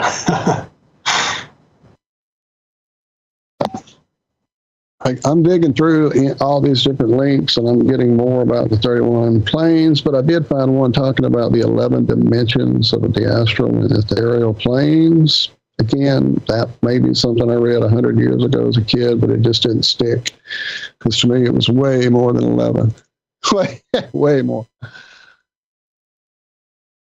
More like 31 or something. Yeah, you've probably seen the 2-pillar symbolism. Oh yeah, all over the place. Yeah, and then in between the 2 pillars, you'll have maybe a ladder or something, especially if you're looking at Masonic sort of stuff. You know, that ladder to heaven or whatever. Oh yeah. So that's your world axis in the center. So the world axis becomes this doorway, if you like. So it swings both ways. It's in the realm of, takes you into the realm of the world as well as out of the realm of the world. So this is where you get sort of like some of these, I guess you could talk about Polaris, but some of these ideas that there's a doorway up in heaven and that sort of stuff. Yeah, the same thing with the eye. You see the eye in the center there. The eye is essentially that monad. So the monad is the circle with the point, right? Because you look at an eye, it's got the iris with the circle, and then the pupil is the center point. So it becomes a symbol for Polaris in a sense, and that's why you'll see it sometimes in the center of a zodiac. You'll see the eye and the triangle. The triangle is just representative of the Trinity. Like I was saying, it is the 2 polarities in one form. So that's why you'll have the eye with the Trinity, and that's on top of the pyramid, which the pyramid is the world mountain. So once you start to understand, but these are all, the eye is essentially the Polaris, the world axis. Yep. Oh wow, this is one I haven't actually seen. Yep. Very cool. What's going on? Another one is like a mast of a ship is another good one. The ship is interesting because it operates on the water and in the air. Is that an ark or is that a boat? What is that back there? That is something on the water, yeah. Yeah, the beehive. It's got a beehive. Oh, there. it's here. Yeah, it's here. Always. Beehive is a representative of the world mountain as well. The sword. The sword is another one because it's basically a pillar with a cross on it. And a cross will also turn into a cube. And you'll see like the cube of Mecca and things like that. And you see the cubes there. Oh, yeah. As well. So the cube is... The one finished and the one rough. That's interesting. Yeah, cube has 6 sides and it has the 7th point that its origin point is the 7th point. So that comes into the 7. The candelabra there you've got, which again is a reference. It's similar to, what is it, Trident, sorry. So, or the fleur-de-lis or those sort of symbols. That's just a symbol of the 3 in 1. The 2 pillars with the 1 in the center. The heart is also related to the world center because its another name is core. So it actually means the core, the center. Yeah. So you can see all those symbols, a lot of those symbols there in that one picture are all representatives of that world center. Hey, Walt. Sorry, it took me a while to find the button on that. Can you drop that last picture into the chat? Can you scroll up and grab that last? Because that one was one I'd like to, look at closer with glasses on. Yeah, I know. It's got a lot. That's why I kept it up and didn't close it. I liked it. Yep. It's one I had not seen. And I had to go from the viewing screen to that one. Yep. Well, how do I do that? Let me stop sharing, and then I'll do it probably better. The rope there is also... oh, sorry. I didn't mean to stop while you were still talking about it. No, I was just like looking at it and going, oh, there's another one. There we go. I'll drop it there, and then I'll drop it in the Hemisphere chat, and then I will... So the Hindu gods, some of them will be holding a rope or a noose. And noose has a correspondence to the word nous, which means mind. It's also used to create circles or to bind things or to create geometry. So, again, a little that's a symbol. The what? In all the old symbology, like the Egyptians, the Babylonians, they have, like the gods carry this handbag. It just looks like a bag with like a strap on it almost. Yeah, I'm not sure about that. I do know, like, any sort of like cups and things like that, like the cup of life and those sort of things are related to it. But yeah, not sure about the handbag as such. The hammer is another one. So, it relates sort of, again, is similar to the sword in a sense. Thor's hammer and the axe. It's really a derivative of the axe. So axe, axis, those sort of words interlink, and it's, to do with trees and those sort of things as well. Altar. Yep. Handbag of the gods. I got you. Okay. It's usually Sumerian. That's why I went with that first. Yeah. They got that tree in the center, and you'll have usually the bird, which is Horus, or the right above it. Yep. The bird is. He's got a bag. You get a bag, and you get a bag. Well, that bird is another symbol for Polaris as well, or is it like the bird that sits atop the world tree? What did I do? Yeah. So, and you'll have it's in some of the mythologies. That bird is the phoenix, and it's also got another name called the rock. So it's ROC, but it relates to the word rook in chess, which is the tower. The tower. Yes. Yep. There's tons and tons of bird symbolism. Like I said, whenever you see wings, you're talking about the mind. And he's holding the pine cone. Pine cone. Yep. That's the fruit of the tree. The handbag is definitely something. Yeah. And in this one, is there something in the bag right there? What is that? It's interesting. Yeah, the pine cone, has a reference also to, because the world tree is in us as well as the spine, or our spine, the top of the spine in that sense, is the mind, or the, you can say the pineal gland as well, which is relating to pine and pine cone and all that sort of stuff. Yep. Go, Dave, this stuff. This stuff just goes deeper and deeper. Oh yeah, dude, we'll go deeper and deeper. It'll be 12 midnight before we stop digging deep. What? It was an astronaut bag. We should have known. Fuck. Should have fucking known. It was an astronaut. Yeah. So it's full of vinegar and water. Is that what I understand? I guess so. Yeah. Just your regular old douchebag. Nozzle there, right? Yep. Oh, Robert Page is talking about Black Sheep Researcher.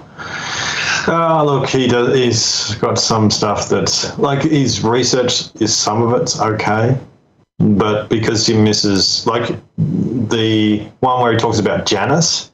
Janus is, related to 11 in a sense. And again, it is the two polarities in one being.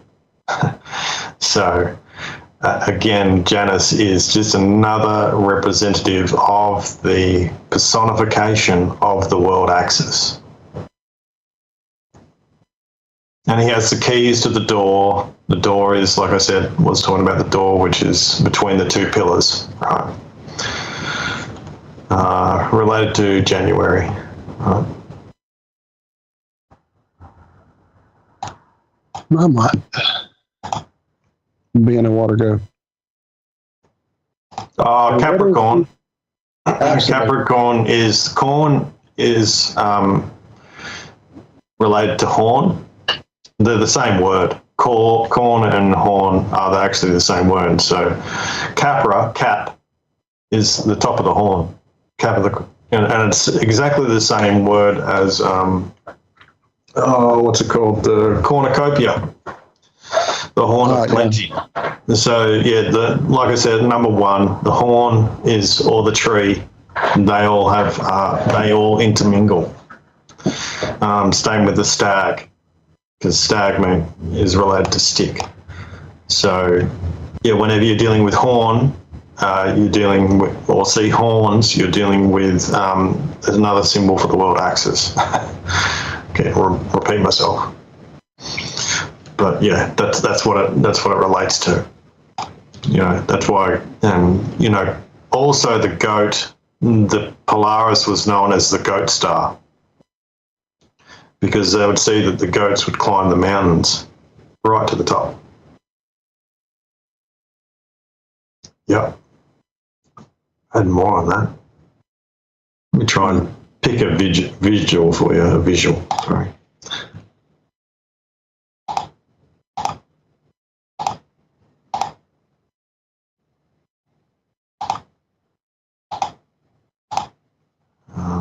There it is. I turned my camera on, then I lost the square again and couldn't unmute.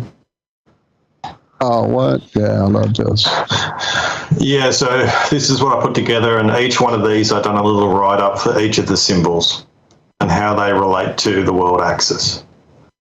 So I'll see if I can zoom in here.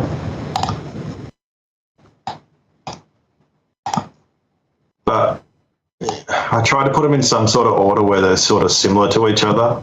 Like you have the world mountain. I'm sure you've heard of that. A volcano is another representative of that world mountain. The hive, like we talked about, the letter A, because it has a reference to number one.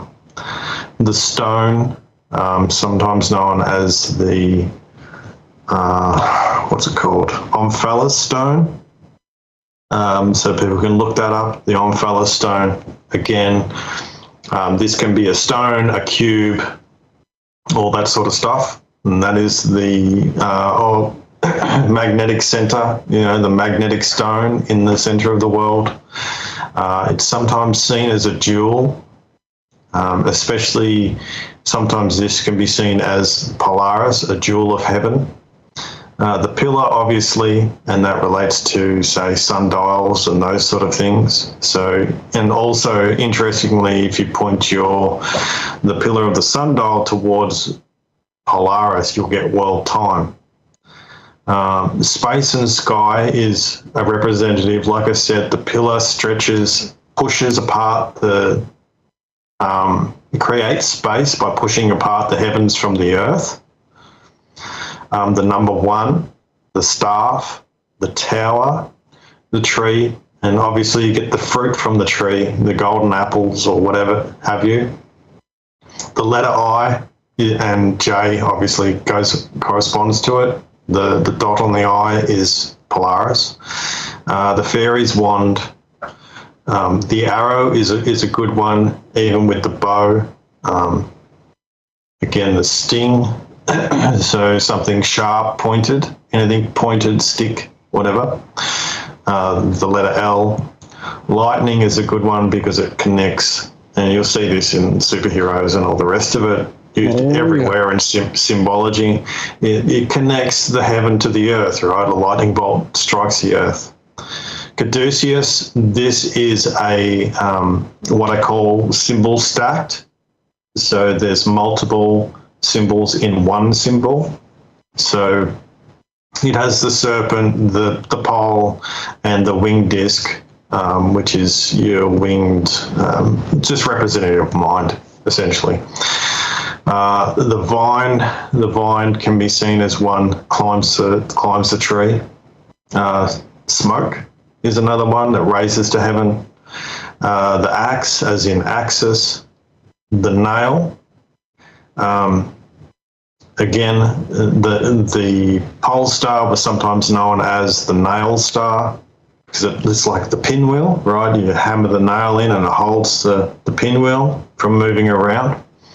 A candle is sometimes seen as the world axis, with Polaris being the flame, the penis, the snake. And you can see that some of these are actually, a lot of these are sexual innuendos as well. Right. And that helps you understand, where it's coming from as well. To be horny or whatever. I nailed her, or I nailed, dude. You beat me to it. Yeah. Pull my wand out.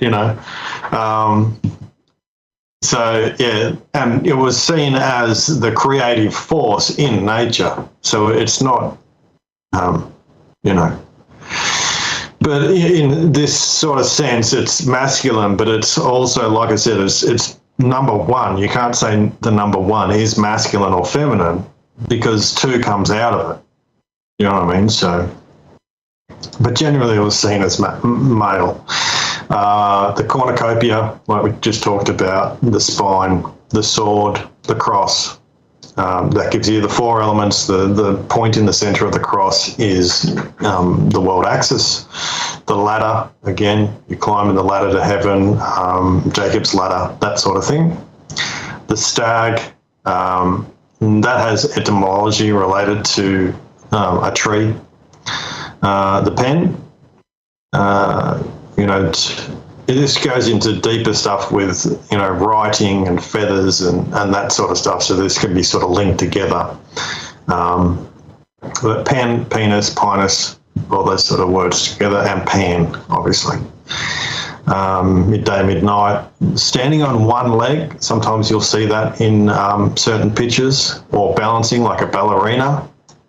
That's a symbol for that central pole because everything spins around it. Or you'll see those, what are they called? Whirling dervishes will do the same thing, where they're spinning in one spot. So they're being the axis that the world moves around. The tent pole is a good one because it separates the earth from the sky, and the roof of the tent is your sky. The umbrella, you'll see that symbolism used a lot, especially in regards to death, and there's a good reason for that. The lotus and the rose and other sort of flowers can be seen as that. So you have the stem of the lotus, and then you'll have the flower at the top, which is like your pole star, similar to the idea to the candle. The compass, because it creates the monad, and the monad is related to 361, 19 times 19. Lamb. Why is that? Just one. I saw that earlier. I was waiting for you to get to it so I could say, okay, explain this one a little more.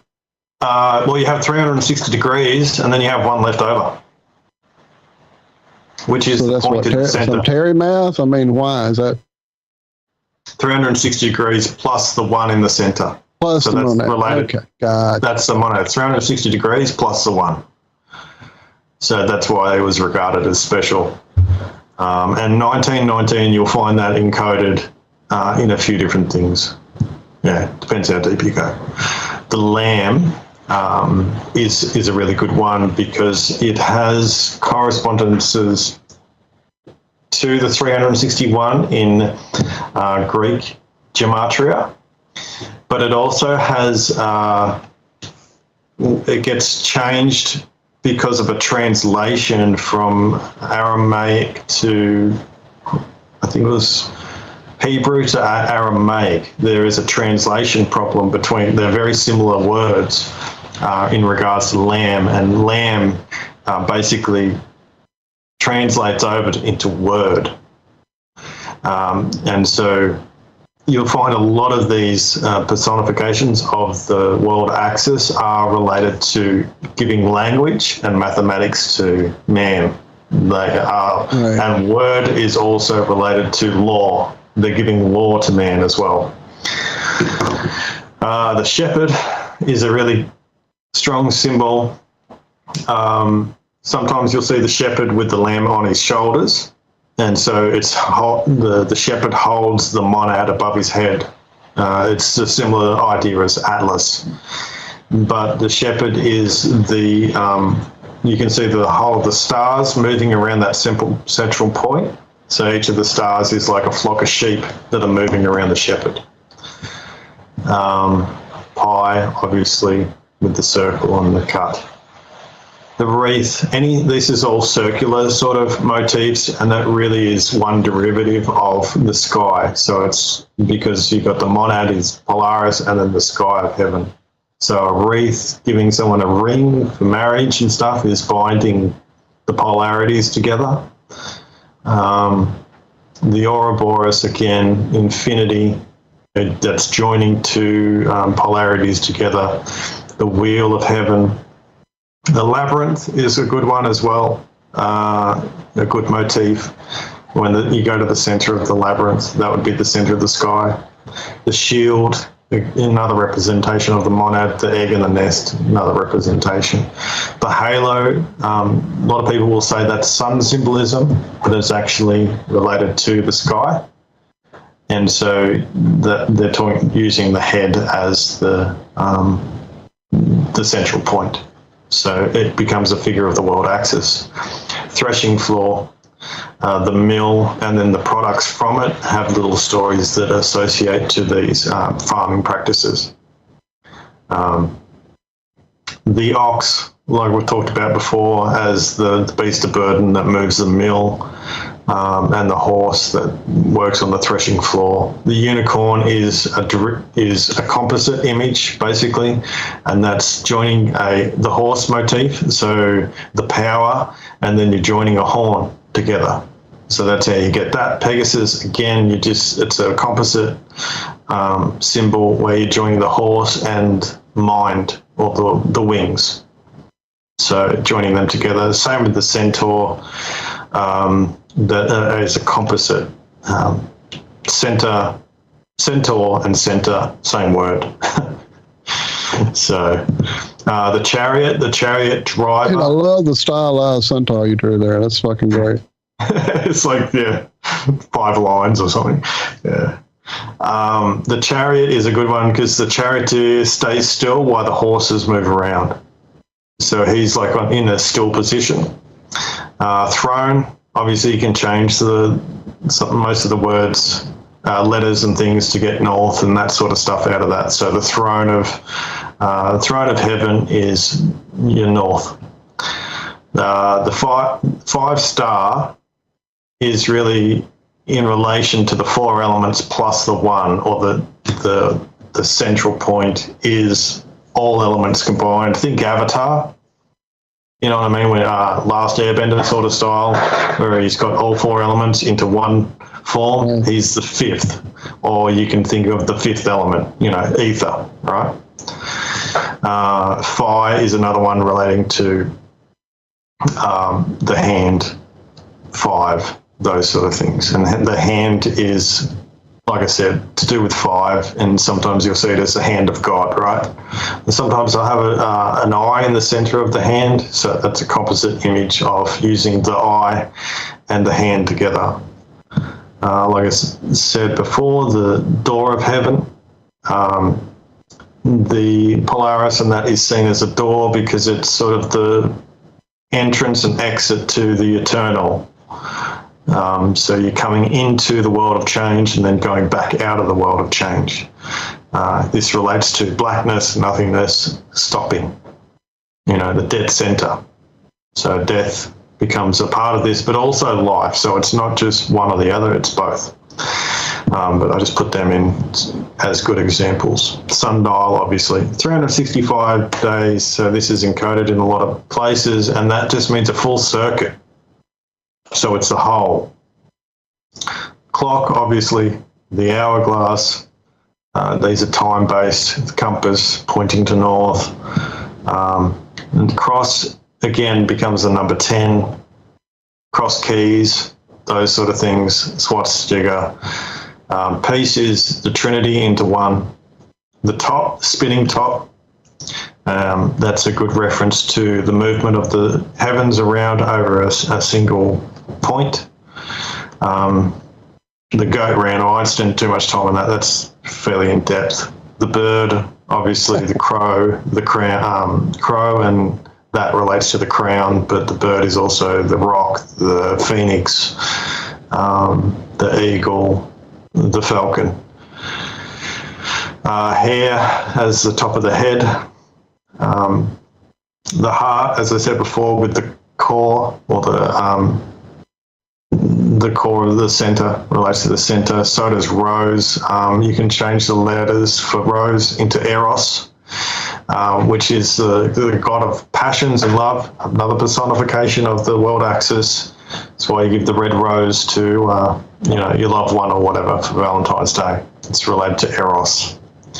Essentially, it has the same conceptual idea as the lotus, but it has this idea of the fires of passion that created the world. So fire becomes part of this rose type understanding. Polarity, obviously, these are all polarities right here. Polarity, yin yang. Number 10, 1 and 0, off and on. Mind and matter. And then you get into the rope. Again, that is related to nous, which is related to nous, which is mind. The 11, the twin pillars, equal, mirror, all these things are, polarity into one form. Same with the vesica, two sides, and then that where the personification of the world axis comes out is through the vesica. The vesica is also the mouth, holder of the water. The fish is just another name for the vesica. Red, blue, so on and so on. You want me to keep going or stop? Yeah, dude, I'm digging it. I was waiting for you to get to red and blue because I have seen a lot of crazy shit about red and blue. Red and blue is your two polarities, and you'll see it in Superman. Oh, God, pick a movie. Yeah, exactly. Pick anything. Logos of different shit. Pick a... Yeah, dude, it's nuts how much red and blue is a thing. That's kind of why our background on our channel is what it is. James designed that for that very reason. Yeah. So it's exactly the same motif as 10, right? So you have the red and blue, and especially if you're looking at something like Superman, well, he's got red and blue on his purse on the singular form. So he becomes the That was my phone. I wasn't saying anything. Sorry, I didn't know my phone was still turned up.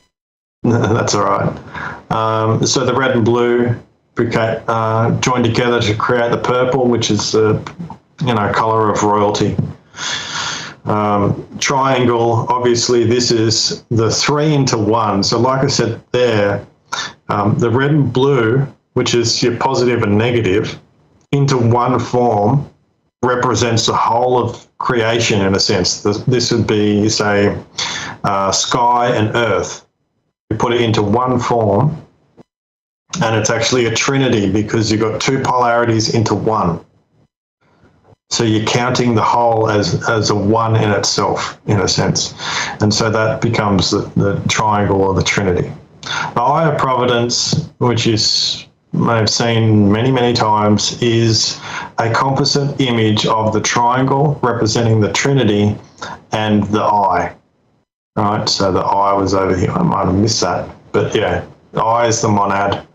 So that's where the Eye of Providence comes from. It's also a geometric shape you can build pretty simply. Sun, moon, stars. Again, the star is the central point, and then you have the positive and negative of the sun and the moon. The trident, again, this is just another version of a pole with the Trinity. So the three things coming off it. Another one is the fleur-de-lis. Scales are a good one. You'll see some statues and things. They'll be holding the scales of truth and justice and all the rest of it. Well, that's that central pillar there between the two polarities. Oh, wow. Yeah, no doubt. Never thought about that aspect of it. Yeah, so you'll see they'll be holding it in the center, and then they'll have the two scales on each side, and sometimes they'll put the heart and the feather and those sort of things, mind and matter type ideas. And this comes down to law. There's a massive thing there where the law actually comes from nature. Sea to sea, go to sea to shining sea, which is the tritone. The tritone is actually this center point between the sea and the sea on the scale. As much music as I'm into, I can't believe I never put that one together. That's crazy. And so it's tri, and the T is actually a reference to 7, but 1. So the 3 and 1. The fork also becomes, as a motif for sound. It's similar to this, but you've got 2, and it's just 2 into 1. Again, you can see this a few different ways, just generally of how you're looking at numbers. The boat, like I said earlier, that it sits on the waters and is directed by the wind. So it's mind and matter, wind and water. So it's between the two. The Triforce, that's just more geometry that shows the triangle in a different way, really.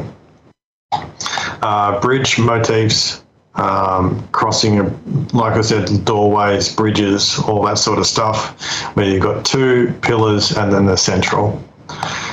Any type of communication between 2 things is that medium of transfer from one to another.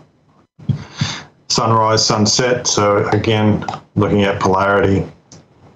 Presence, so you're looking at, say, Christmas trees and things like that being in the present moment, because that central pillar represents being in the present, because if you're looking at red, blue again, one you can say is past and one you can say is future. So where you want to be in the central point is actually in the present moment. In the present, absolutely. Yeah, and so between the two polarities, when man and woman come together, they produce a child. So the child is, again, between the two polarities of man and woman, right? Lion has many different meanings, and it's based on some of its etymology and what it represents in different languages. But essentially, you'll see the child and the lion can be swapped in some of the, say, images or statues and things like that, especially in the old world. They'll have a lion next to the mother or something like that. And the lion can represent the child, a stone, a vowel, and those sort of things. So it has more than one meaning to it. The seed, obviously, as the center from which everything grows. A garden, so Garden of Eden type sort of motifs. Again, so that world axis and the north area is seen as that eternal garden and nature. Color green, obviously, pretty basic. Number 7, like we said, it is a derivative of the cube, and the cube extends out into a cross. But 7 stars, the menorah. Star of Solomon, which is up, 2 polarities joined together. Seed of life, 6 around 1, etc. Cube. So, yeah, there's like more than this, rivers and all the rest of it, but hopefully that gives people... Hey, can you drop that in our chat here on the call so I can have a copy? Yeah, I'll send you a copy. Absolutely, sure. Thank you. So that was it. Hopefully people enjoyed that. Yeah, dude. Just so much. Too much. Lord. And it goes on. I bought a book. It turned out kind of be disappointing in one respect because it didn't get deep enough in anything, but it did talk about, I don't see it right here. It's in my bedroom, but it was just talking about all the symbology and how it's repeated in our world in so many places, road signs and logos and all that. But it just didn't go deep at all. I've seen like video shorts on YouTube that were more in depth in that book. It was very superficial. So you can see with that chart as reference to all the different symbols, you can see when you go to look at a movie or something like that, how much they're actually putting in. And you could find numerous ones. So use this one, say, for Jesus on the cross, right? Well, he's got the nails in his hand, so we can go, yep, that's a symbol in itself. Tick. He's got the thorn crown, was another one, which is a symbol on its own, meaning like the top of the head or Polaris. And he had a crown of thorns. So thorn was another symbol, and we can go, yep, thorn is a symbol, tick. Then he got hit with a spear, which is an arrow or a pole. So he got tick. He's on a cross or a tree. Some people debate that he was on a post. So he's on the pillar itself. So you can go through a story and see that they're basically using all these symbols themselves to build up and frame a story. And the more they use of the symbols, the more sort of potent they become, in a sense. Really interesting what they were trying to do with these symbols.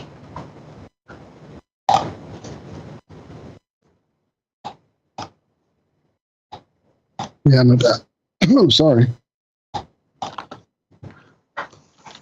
Well, Lord, it's almost 9 o'clock, ladies and gentlemen. I did not realize it had gotten that late because I got a late start here.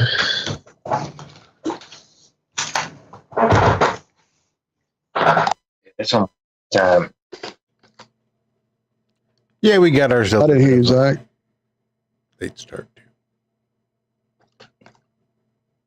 Wait, what happened? I said, yeah, we got a bit of a late start too.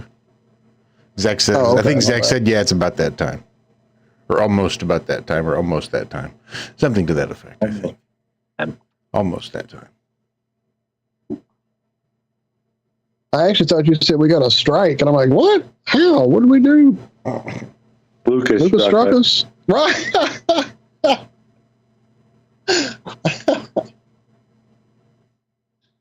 Oh, man. Yeah, thanks for coming in and hanging out, Lucas. That's good. Oh, thank you. Thanks for having me. Yeah, man, it's good to have you back in the mix, brother. I miss having you around, without a doubt. Yeah.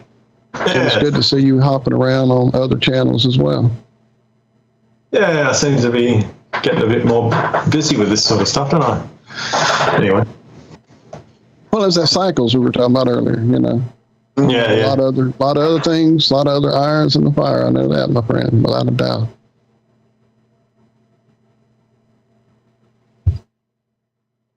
So where will we see you next? Anything planned? As it comes. As it comes, I was going to go and hang out with Austin at some stage. So hopefully I'll get over there and do another show with him and get into the physics, I guess. Right now. Yeah.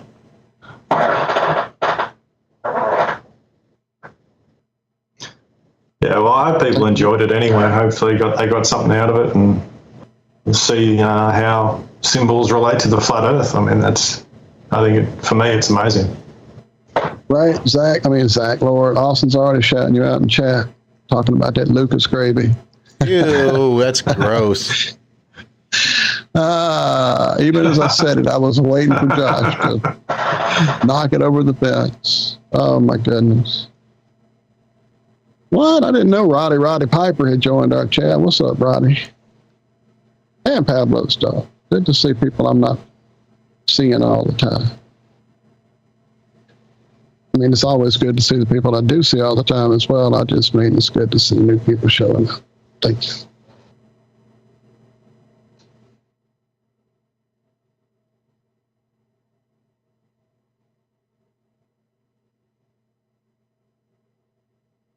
Well, MC Nemesis had joined the conversation, but never jumped in on the call, never actually pressed the delay button.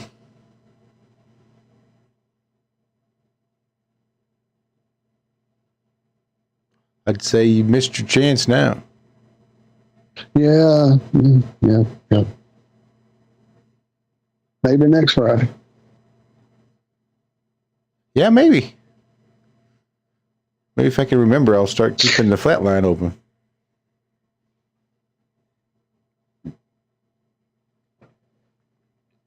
Three 304-503 flat, if you don't know. Should be in the show description. In the background, I did figure out what the problem was with my audio, and it's very easily fixable. So next week we will that should be much better to go. Nice. Cool. We got all kinds of gravy for Monday morning to talk about with all the circus going on. Good Lord. And we still got to say, go check and see if you have donated any money to a politician. If there's any donations in your name, because there just might be like thousands of dollars in your name donated. People are finding out. Some it's hundreds of thousands of dollars. How do you find out such a thing if you're not involved in any of that crap at all in any respect? I'm not sure. I just heard about this right before the show. I was watching some actual like investigative reporter, not on like the mainstream, but one of those types of guys. It's all out there. You have to put it out there. Like, I don't know if they went to all the different people's sites, but they got like, some people it's like $200 and something thousand over a 3 or 4 year period. And the people are renting an apartment and don't even make that much money in that amount of time. But yet they're donating that to all. And some of them, it's like they're donating, it'll be like 18 grand in one day, but there's limits on how much you can donate. So they're donating like more than once a minute. It comes out to like 65 times an hour. They're donating to different members, like all across the country. Yeah, it's crazy, dude. I just heard about this. Yeah. Lots and lots and lots of money being laundered through people's names, and they don't even know it. Yeah, we'll see if anything comes of it. But yeah, the circus is definitely in town.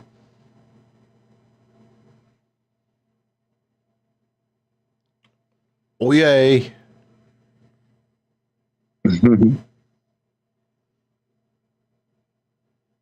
Rebecca, we can go ahead and call this bad boy.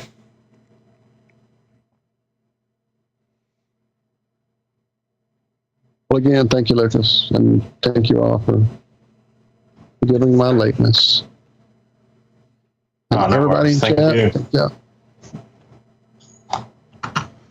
Make sure you come out and hang out with us every Monday, Wednesday, and Friday for the Ironworks over on freeworld.fm. Guess technically you could find us here too. The freeworld.fm is the place to be, let me tell you. Let me tell you. We got the gifts. If nothing else, we got the gifts, because it's always better to be in the present. And then good chance we'll be back here Friday night. You see what I did there? Back here next Friday night for more Have No Sphere. Maybe we'll even get something cooking for you. Get something planned up. We'll see. Otherwise, you guys have a great rest of your weekend. Be good. Be well. Do good and do that well. We love you. Bye-bye.